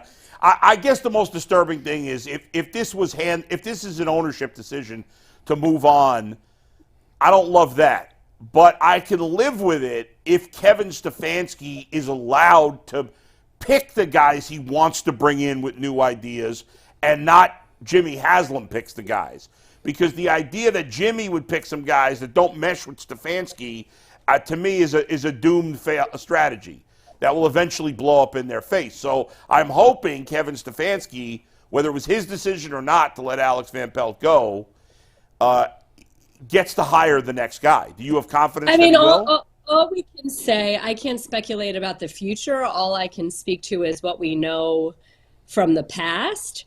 And I can say this, that I know the hiring of Jim Schwartz was very collaborative with Andrew Berry, if not driven by Andrew Berry, because of course Berry knows Jim Schwartz from Philly. I know that the hiring of Bubba Ventrone was very collaborative. Everything that I've ever heard about what the Browns do is indeed collaborative and not an edict from ownership. But again, that's what we've seen. That's not necessarily what will be going forward. Any of us can do is look to a guide of the past, essentially, and hope that there's something strong in there. The buzzword that you use there is collaborative. And we know that ultimately that's great. If you have an organization with 4 chiefs at the top and they can all agree on something, that's the ideal situation. But as you know, guys have their preferences. And Jim Donovan made a good point yesterday. He said it's going to be interesting to see how this job is filled, because it's going to tell us a lot about the organization, just as Jim Schwartz hiring last year said. But because this is Stefanski's area of expertise, it's not the defense. I can understand why the GM might have a louder voice in that room when it comes to picking a defensive coordinator. But his area of expertise, and as far as I know, he will continue being the play caller. To me, I don't think a collaborative is appropriate here. Kevin, this is going to be your right hand. Kevin, this is going to be your lieutenant in your expertise. You have to feel comfortable with this person. In this particular instance, I think this is a Kevin Stefanski decision, and I think it should be a Kevin Stefanski decision. Do you okay? So with that? here's where I'll once again kind of throw out a different idea, and I'll refer back to this conversation I had with John Harbaugh last week. There are certain coaches that are slaves to scheme. Okay, they run a scheme, and that's what they run, and it doesn't really matter who their players are. Their scheme is their scheme is their scheme. John Harbaugh is not that kind of guy. He has some core principles on defense that come all the way from his dad. But in general, John Harbaugh is not a slave to a scheme. Kevin Stefanski, to me, has some core principles on offense that he believes in, but he has never struck me as someone who I only will do what I want to do. And in fact, it's the opposite. He goes so out of his way to say, my favorite play is what the quarterback wants to run, is what the quarterback feels good about. Not that he's afraid to push back or expose a quarterback to new ideas, but he has never, ever, ever struck me as a man who is so locked in to doing things only his way. So I believe that in my personal experience with Kevin Stefanski, he's a man that would be open to ideas, open to new concepts, open to implementing different things. And I think we see that in the fact that he started 5 different quarterbacks and didn't necessarily run the exact same things with all 5 quarterbacks. Yeah, he couldn't. So I think that, yes, you do need someone that he can mesh with, someone he can get along with, someone that he shares certain central tenets with. But even then, it's funny, I was talking to our good friend Jason Lloyd this morning, And he was referencing something Kevin said about using the pass to set up the run, when if you would ask me, I would always say Kevin's the type of guy that uses the run to set up the pass. Well, he's willing to look at it both ways. So I have a really, really hard time believing or thinking or being willing to say that Jimmy Haslam coming off of a season like this, Jimmy and D Haslam coming off of a season like this would say, this is the guy you're hiring and that's that. That I struggle to buy. They may have some ideas. They may be curious about people. They may encourage things, and they're the owners. They're allowed to do that. That's the privilege of ownership. It's what David Tepper could do. It's, any owner, you look around the league, they have the privilege of doing what they want to do. But let's give them the benefit of the doubt at the moment. All right, I talked over you 3 times there. I apologize. Sorry, no problem. I'm curious. This has nothing to do with the Browns or anything, but yesterday there was, I don't know, did you see this thing with the Lions beat some reporter at a Lions press conference asking, not the Lions, the Buccaneers. Did you see this? Oh, Todd Bowles, yes. So, for those who don't know, Todd Bowles was asked about the cold weather. Yes. About the cold weather in Detroit. The reporter didn't know that it was an indoor stadium. Now, it sounded to me like maybe this was a news reporter that happens sometimes. Same to me. It was both. It was. Confirmed. It was a news reporter. Have you confirmed it? Because I poked around with friends that I have in Tampa. Someone told me that the Bucs were actually, had taken action to not let everybody know who she was. Someone said the sports princess is this person's name. I read an article that it was. I'll send you the article. I just read something that said it was a news reporter. I was told by people at different organizations there that no one knows who it is. Well, but Mike, it doesn't matter, Bull. Ask your question. Sorry. No, but I think it does matter if she. And so of course, if it's a news reporter, she gets slapped. Right. My first reaction was like, what an idiot, and wanting to make fun of her like anybody else. But then I was like, I saw people saying, I don't know, that do we have to shit on everybody that screws up, that makes a mistake? And I know I do it a lot. I make fun of people sometimes, and it's mean. It's really that big. That's petty. And I don't know. I just was curious your thoughts about it. And it is different if it's a news reporter. And I always find it weird when news reporters do sports because they usually don't know anything about sports. I go on forever about that because they get put in bad spots. But this is also, is it different if it's a news reporter? It's funny because I actually was texted it twice by 2 of my regular play-by-play guy and my analyst from last year. Both texted it to me. Yeah. And obviously you sigh, you moan. I hate that it's a woman because that just feeds into the stereotype that we don't know what we're talking about. To both of them, I said, it sure sounds like it's a news reporter, not a sports reporter, just because news reporters have a different way of phrasing things. Yes. But is it really different? Because no matter what our assignment is, aren't we supposed to prepare? Aren't we supposed to know the basics? Yes, it is. I'm not a golf reporter, but if you send me onto a golf course, you better believe I'm going to do my research and try not to embarrass myself. You're a pro, and that's fair. But Aditi, and I can't believe I'm going to actually make this argument, but I've worked in local television newsrooms for longer than I was at ESPN. I've been 18 years in local television newsrooms, 17 years at ESPN. I felt for that girl the second I heard it. Now, if I'm wrong, okay, I'm wrong. She bears some of the responsibility. Here's the way the machine in a local newsroom works. Reporters come in. They're sitting around the table at a morning meeting.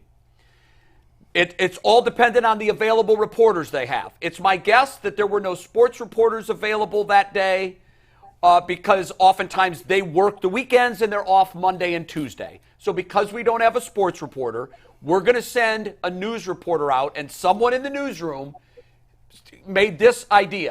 Hey, it's cold in Detroit, and historically the Bucs don't play well in cold weather.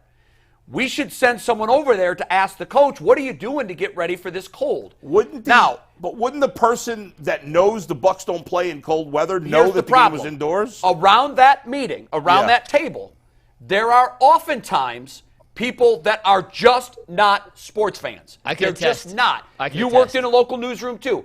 I was called a lot during my years as a reporter and an anchor. Jay, someone just got arrested for DUI. We need you to go over to Ohio State and to get reaction. My line was this: touchdowns, me. Handcuffs, newsroom. I don't deal with that. I don't know anything about that world. Now, to your point, Aditi, we can do homework.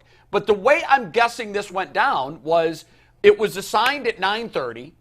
The reporter, probably with no sports background whatsoever, was sent over there, and it was one of those instances where, and this happens a lot, unfortunately, and this is an indictment on our business. When a reporter is sent to a scene and they call back and say, there's really nothing here, oftentimes what they're told by the producer, well, I've got a minute and a half for my show for that story, so turn something. It's not a story. We got to move on. We got to find something else. But oftentimes we do the show at 6 the way it was produced at 9:30. So this girl likely was told she was going to go out there and do a story on the Bucks getting ready to play a game in cold weather, got in the news vehicle, drove directly to the news conference, knowing what question she was going to ask, and asked it. Yes, she could have found out or done research that Detroit plays in a dome. But I could totally understand how something like this happens. And Mike's looking at me, shaking his head, because you've been in those meetings. You know how this stuff goes. They put her in a bad situation, and it's unfortunate. Now, if it comes out that she's actually a sports person, no excuse. But you know, Jay, what my real takeaway from the whole thing was? Did Todd Bowles handle that in a really classy way? I'm glad you said that. Amazing. Do you? Because, and since Wow. you brought up Mike Tomlin at the end of his press conference and whether he was right to not want to answer that question, I'm thinking back. This is a while ago now, 5, 6, 7 years ago.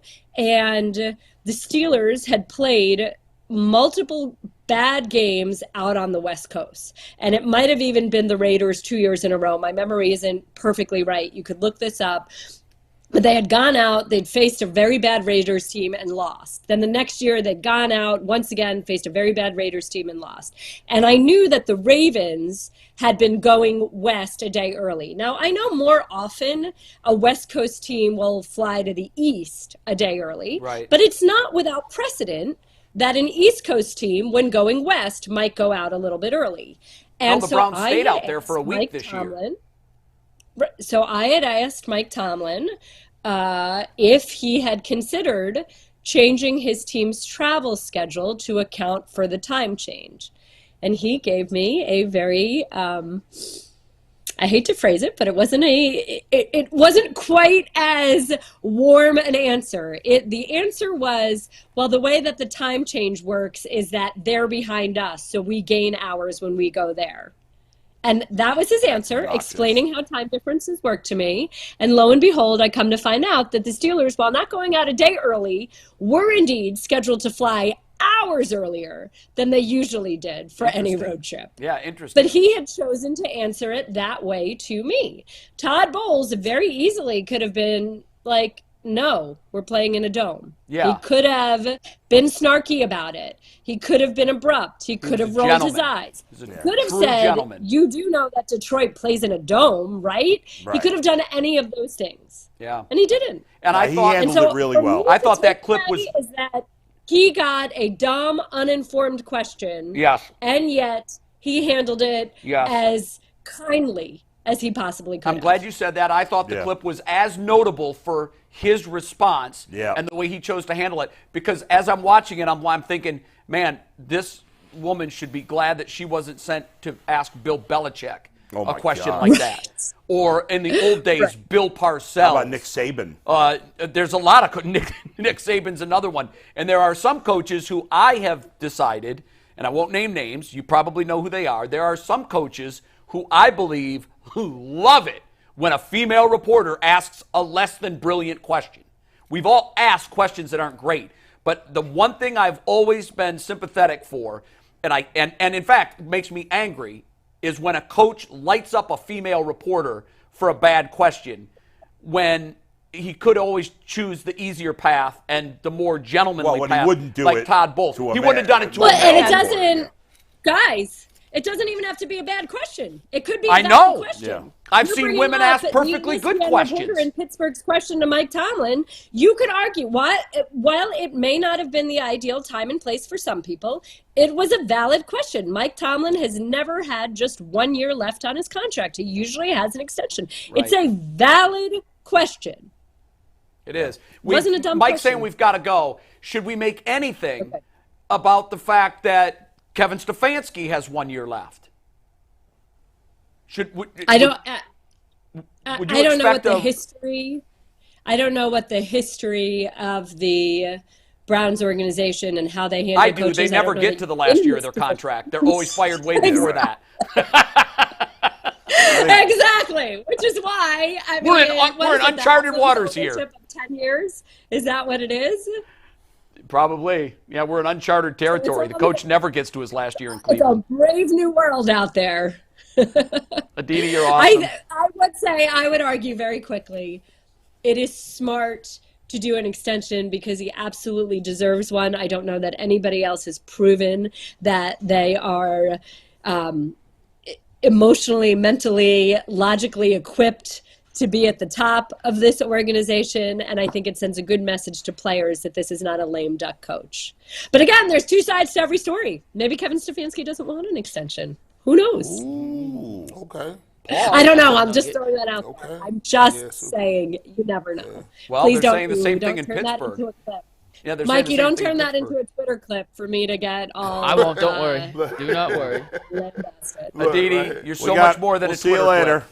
All right. Thanks, Aditi. Thanks, guys. Have fun. Bye. We'll talk soon. I love her insight. I love her Aditi, approach. phenomenal. so As good. always, we spent the first hour 40 of the show talking Browns. We're going to spend a couple minutes on the Cavs here after we talk about Jace Medical. I know we come to sports as an escape from the crazy realities of real life, but let's just talk about preparing for real life for a minute. According to the FDA, pharmacies are running out of important antibiotics right in the middle of the worst flu season in over a decade. And guys, that's scary. I can't imagine a more helpless feeling than my loved ones getting sick while a supply chain issue keeps them from important life-saving medication they need. So thankfully, we'll be okay because of Jace Medical. The Jace case is a pack of 5 different antibiotics to treat a long list of bacterial illnesses, including UTIs, respiratory infections, sinuses, skin infections, and others. And this could happen to any of us at any time.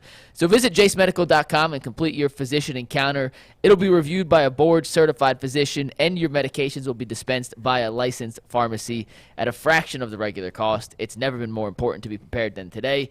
So visit jacemedical.com, use promo code LOCKEDON to get $20 off your first offer. Mike, I got to Yes. say, before we get to the Cavaliers here, Yes. give me 60 seconds to say Take it. You're good. that Mikey McNuggets, I've known the man for now a year and a half, or more than that, Yeah. a year and 3/4. He is, and I've worked with excellent producers in my career. Yeah, you have. Mikey McNuggets is the best producer I've ever worked with. I say this sincerely.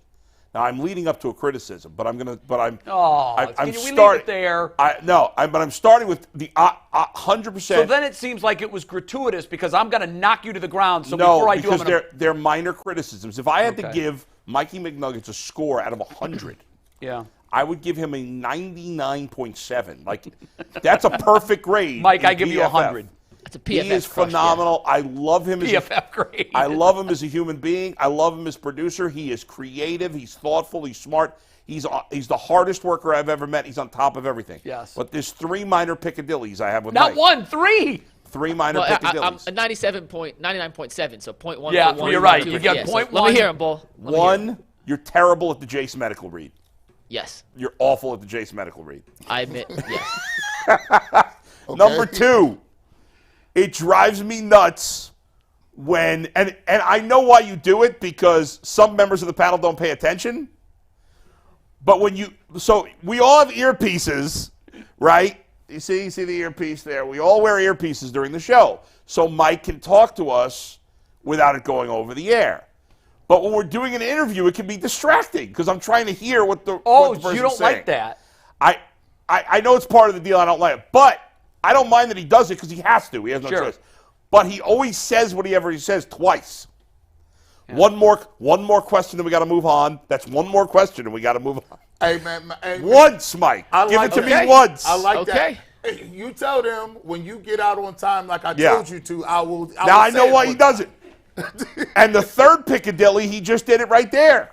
We talked about the Browns for an hour and 40 minutes because he's panicked that the segment of our audience that only cares about the Browns is going to leave because we're talking about Cavs. That is why he throws that panics. disclaimer in there.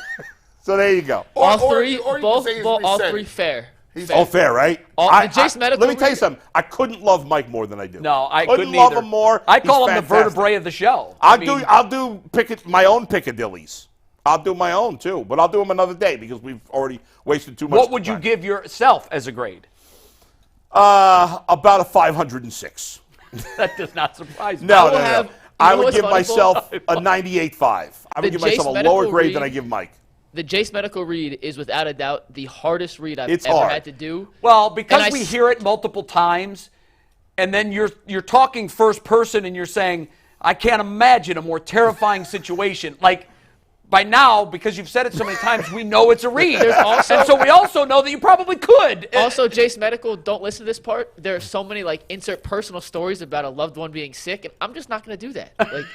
I'm not. So I skip half. I skip half of it. Just concern them about me. I'm sick all the time anyway. Bush, Just put them in there. there's You go always put- something My wrong with loved him. one, something. How about this? Talk about Earl. He's been sick for like 3 weeks. My Earl beloved, needs to call Chase Medical. Can he my call Chase beloved Medical? Earl and G. Bush have been diagnosed with the combination of the sniffles, the bloody throats, and the Bloody. G was puking well, that was blood. G. Remember G had the bloody Oh, throat? yeah. And G, my beloved. You might want to call beloved- Jace My beloved Medical. friend G. Bush, So you know what? after suffering from next- a horrible bloody throat. Pause. Next week, Bull, here's my promise hell to you doing, UCSS bro? fans. Yes. Next Thursday, Jace Medical is only on Thursdays. I will fill in all the blanks with real Call situations. around to some of your beloved relatives and I get will. personal anecdotes. Yes, please. Spice up that read. I want an We will. anecdote. Next Thursday, we will do I wanted the best a Jace Medical correct read ever. pronunciation of Now- amoxicillin. You know what's going to happen next Yeah. Thursday. Oh, it's gonna be a He's disaster. going to come in here and said, so I had a buddy in college. He's itching in a real sensitive area. So my buddy says to me, hey, where can I call and get some life-saving antibiotics? I will Don't make bring this, that I will anecdote. make this the best Jace Medical read Oh, I can't of all wait. time. Last night, the Cavs-Bucks game was. Honestly, the Bucks were on life support. They might need to call Jace Medical after what happened. they to the Bucks. need antibiotics. Last night, the Cavs won by 40, their largest margin of victory. It was 23-2 after 4 minutes. G, I was at the game. I know you watched. You want to start with your thoughts? I want to do a little bit on the game and then a little bit on Amazon purchasing a stake in Bally's and what that can mean for fans of the Cavs and Guardians moving First forward. and foremost, listen, the Milwaukee Bucks, I don't like how they looking. Obviously they got some Damian Lillard hit a big time, three a couple of days ago, buzzer beater, but the defensive approach that they got, the Bucks have fallen 2-3 ranks. And I know that they're trying to figure it out for the postseason, but I just don't like the way they look. Chris Middleton is taking 2 or 3 steps back. Dame is not as explosive as I once saw him. And Giannis is complaining, talking about, I don't know what we're doing, defensively, and they got a new coach. So I don't know how all that rolls into it. But Did Jimmy hire that coach? he might have, because he looked confused. They got smoked, and it wasn't even close. Now, here's what I do want to say. Shout out to Donovan Mitchell, man. We been trying to trade this man for about 5-6 weeks now. He came out with intention, and he played his tail off. To me, it's not even close. Donovan Mitchell is way better than Darius Garland. I'm just going I just feel like Is there any debate? I don't think anybody thought that. I mean, good. There's no debate. No, there it's never nuts. was. He's a super. Here we go. But the problem is, and I've seen people lately say, just trade Garland. Well, you can't because you know Donovan's going to leave. Yeah. Whether it's this season, at the end of next year, or the year Garland's after. the future because Mitchell is not. Right. And Right. he's spectacular. Like Donovan Mitchell, when he gets into we gotta give some flowers. When he gets into that mode where he's like, I'm gonna get to the rack and I'm going to get here, and he starts playing aggressively from the jump. I gotta give it to Jared Allen. Jared Allen been playing out his mind. I've called that man out all last year. See, that's the difference between me and y'all. See, y'all don't come back. My takes when they're horrible, when I tell you you're garbage or you're not playing well, they like over the top. So if you balling, I got to give you over the top love.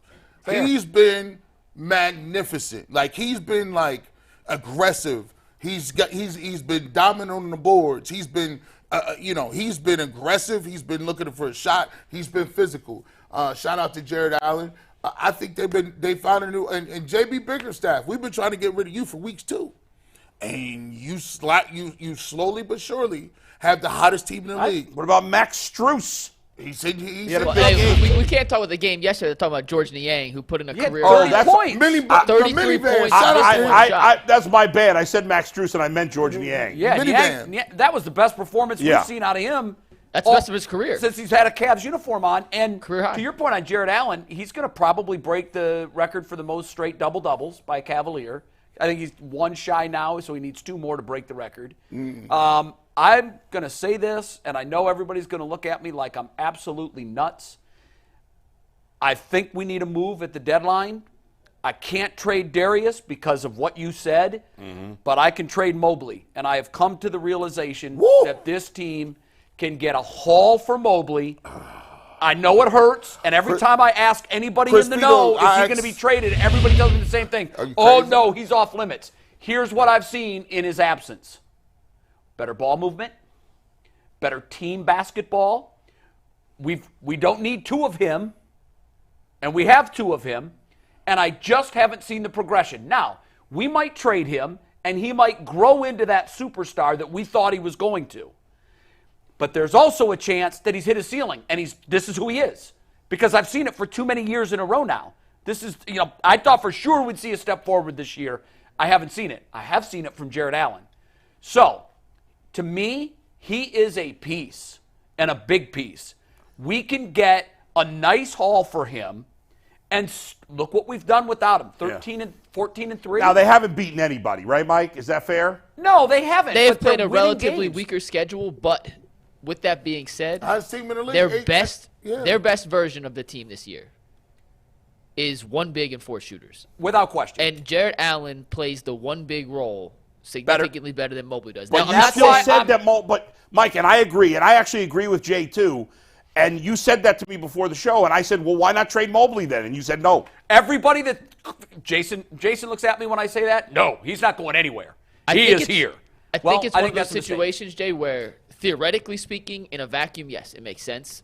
But in the big picture, and I'm gonna ask this question tomorrow of whether or not you think it. So let's wait till tomorrow. But whether or not you think it's the midway point of the season, are the Cavs legitimate contenders or not? Are they in that small bubble of teams that you would not hold be that shocked thought for tomorrow. And the reason I ask that, and you can think about this for that conversation, if you think they could be in that small bubble, then maybe you do push all your chips in. If you don't think you are, do you push a Mobley chip in when you're still on the outside looking in? If you don't think you are, and you don't move proactively to get into that small bubble, then why are we here? So we can finish fourth it's a again? fair question. Right now It's a fair we're in the question. 4 and the Knicks are in the 5. Guess where that's headed? We've seen that story before. And everybody talks about the Browns. Hey, we got to shake it up. We got to make changes. This wasn't good enough. So key coaches were fired. There will be key personnel decisions made. Same thing with the Cavs. They don't get a pass. We weren't happy with how things ended last year. It's the equivalent to the way the Browns season went. You were super excited going into the playoffs, and then someone stuck a broomstick into your front spokes, and you went flying off the bicycle. Now, they did make changes to the roster. They made changes to the roster. However, to Mike's question, and I won't give the answer, all I will say is, because I'm going to answer your question the way I'm going to answer it, I'm not going to just sit here and hope that have different results. That's the definition of insanity. Well, the other teams, they're sitting in 4th right now, but here's the problem. They're 5 games from being out of the playoffs, Yes. or not even 5 games. And if the playoffs started, they could lose to anybody. Like, you got the Celtics, Bucks, 76ers. We all know that they're good. But then you got the Knicks at 5. The Heat are back at 6. The Pacers just got Pascal Siakam. And the Magic were a hot team in the beginning of the season, but the Magic give the Cavs the business. It's in a bad matchup. The Magic are huge. Beyond even the first round, Mike, is there any chance that the Cavs could win a series against Philly, Boston, or Milwaukee in the playoffs? That's possible. You think so? It's possible, possible. yes. It's possible. Because to say no, you'd have to be 100% certain that well, they can't. is it possible like 1 out of 10 times? I think it's unlikely, Mike. Here's the dilemma with if you traded Mobley situation. The teams in the East are all giant. I know. And this NBA season, if it's proven anything, it's that bigs are kind of back in. Now, they're multifaceted unicorn bigs who aren't Cavs staple don't to the have. paint, which isn't necessarily the Cavs' 2 bigs. However, it is tough to win. Let's say Jared Allen gets in foul trouble, if Damian James is your backup center at that point, if you want to go 4 and 1 out. Like, that's a tough, and you obviously would get a big back for Mobley if that's the move you wanted to go. But there's hesitations about getting rid of your 2 bigs in a year where the bigs have dominated basketball. Why can't they just stagger them? Bring Jared Allen off the bench. Was it like you could still run one out and 5 in? You still got shooters around him coming off the bench. Karis LeVert's playing a lot of minutes. Merrill's playing a lot of minutes. Merrill could hoop, by the way. Right. He's not just a shooter; he could hoop. They let Dean Wade shoot 12 threes now. They just let him. Dean Wade got the green light now. He just pulls up because they playing 1 big and 4 out. So why not just move him to the bench? Here's what's gonna be interesting. What happens when Darius Garland gets back and he needs to rock? Listen, as much as I hear what you're saying, to Bull's point, you cannot move him. Maybe I don't know that you if bring you move him, off you're basically starting over. You are, You're because making 1 run this year, and then you're starting over. Unless you can do this, and then I would go another step further. You talk about a nuclear day. I bring Mitchell in, and I say, we want an extension, or we're going to move you immediately. What is it? Feet to fire. Yeah, he'll probably say, move me. Then bye-bye. Yeah, right. It's the inevitable. It's going to happen. Then Right. get something for it. But you say, go ahead. If he says, talk to me about this extension, what do we look like moving forward? Yeah. We're going to move Darius and Mobley and get a haul for them. Here's another thing too, McNuggets. Now, I might get fired Yeah, right. as the general manager, but If I don't think better this get those team is trades going to right. win. I don't think Yeah. this team is winning a championship as Constantine. It's a tricky spot. Here's the thing, McNuggets. If you want a max deal now, it's only a couple places you're going to get a max deal at. Everybody's locked up. Oh, you can't just dip into the luxury tax like that. Right. Like And it's hard to move those deals too with the second luxury. So And that's the key. The Garland thing not only is, I mean, you don't want to trade Darius Garland. He's a phenomenal player, but in the hypothetical world where you were to trade Darius Garland, there aren't a lot of teams that could absorb a $50 million salary without going to that second luxury tax. And and it's a very good point, but and that might be the league's response or answer to the players controlling where the movement happens. Guys, do we know how TV ratings are for the NBA this year? I haven't seen. I haven't seen. I'm not sure. But the I'm Amazon thing is that's what you're getting at, Bull, is going to change how. Well, I a don't lot think we of- really have time to talk about it now. We should probably. We'll No? save that. Yeah, right. We'll save that. You're right. You're right. I was just going to say. We'll give the news because we've teased it. The news is that Yeah. Amazon buys Bally's. Right. And but they're not getting the Guardians as part of this. which doesn't make sense to me. I thought when I first heard the news Yeah. they were. The idea of the Cavs and Guardians being on Amazon, I was very excited. And then I read that the Guardians have nothing to do with this deal. Oh, okay. I don't like it understand nearly what's as going much on. then. I don't like it nearly as much. Yeah, I mean, the Cavs might be, but like you could, right now, I can't watch the Guardians. Now I'm gonna have to figure it out by baseball season, Right. Because I have YouTube TV. I can't Yeah. even if I get the MLB extra innings, Doesn't count. it's blacked out here. I can't watch the Guardians. No, on here. here's your only way to get them. Is DirecTV. You got to go to DirecTV and get the package. Right. Or, now, if I'm not mistaken, you can get a streaming package through MLB of any team. No. You can buy that, and it No, I in the past have gotten MLB extra innings so I could watch the Cubs. The Guardians. but you get all the games. Right, but the Guardians There's get blacked out. it's blacked out locally. Yeah. I didn't know It's that. just I've never ridiculous. had that package. If I so got- didn't know if I that. got- if- well, then you're going to have to get Spectrum, or who's your cable provider? I use YouTube TV. No, I know, but who is the provider in your area? It's Cox, but I don't want to spend $200 just for the Guardians. Well, no, you games. won't It's have crazy. to. You'll get the bare minimum Yeah. package. And here's what I did, because Yeah. I was in that dilemma. I can't be without Guardians games, no Yeah. way. I got the bare minimum package from Yeah.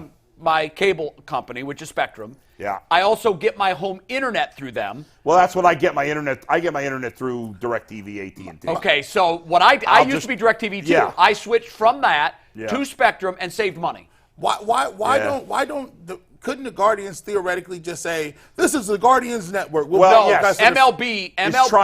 MLB wants that. It's still up in the air right now. Major League Baseball has got to make their games more accessible. They do. It's poor right now, and Yes. I'm really disappointed Yeah. to hear that detail about the Amazon.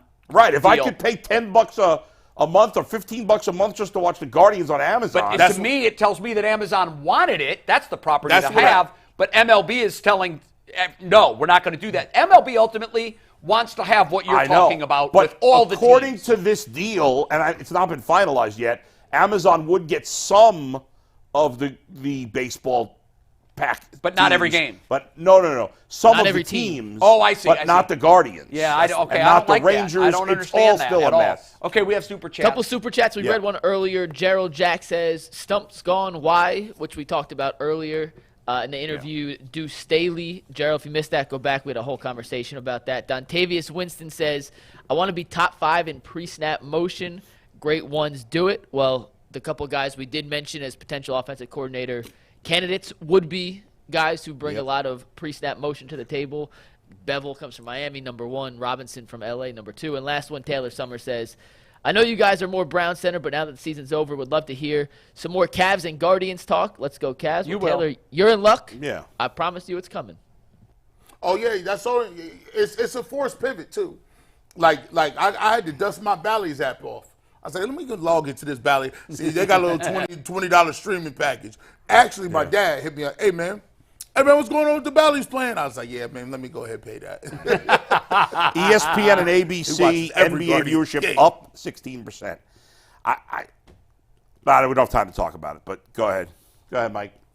That was it. All right. Super chats. Okay, by the way, as all the talk that we had about how we don't like these coaching firings, we have to give the Browns the benefit of the doubt. Now, everybody was screaming Joe Woods had to go last year. Yep. But they got that one right. Oh, They brought yeah. it. So if the organization brings in the equivalent of Jim Schwartz, we'll be the first to applaud that move. And then we'll wait and see what it looks like on the field next year.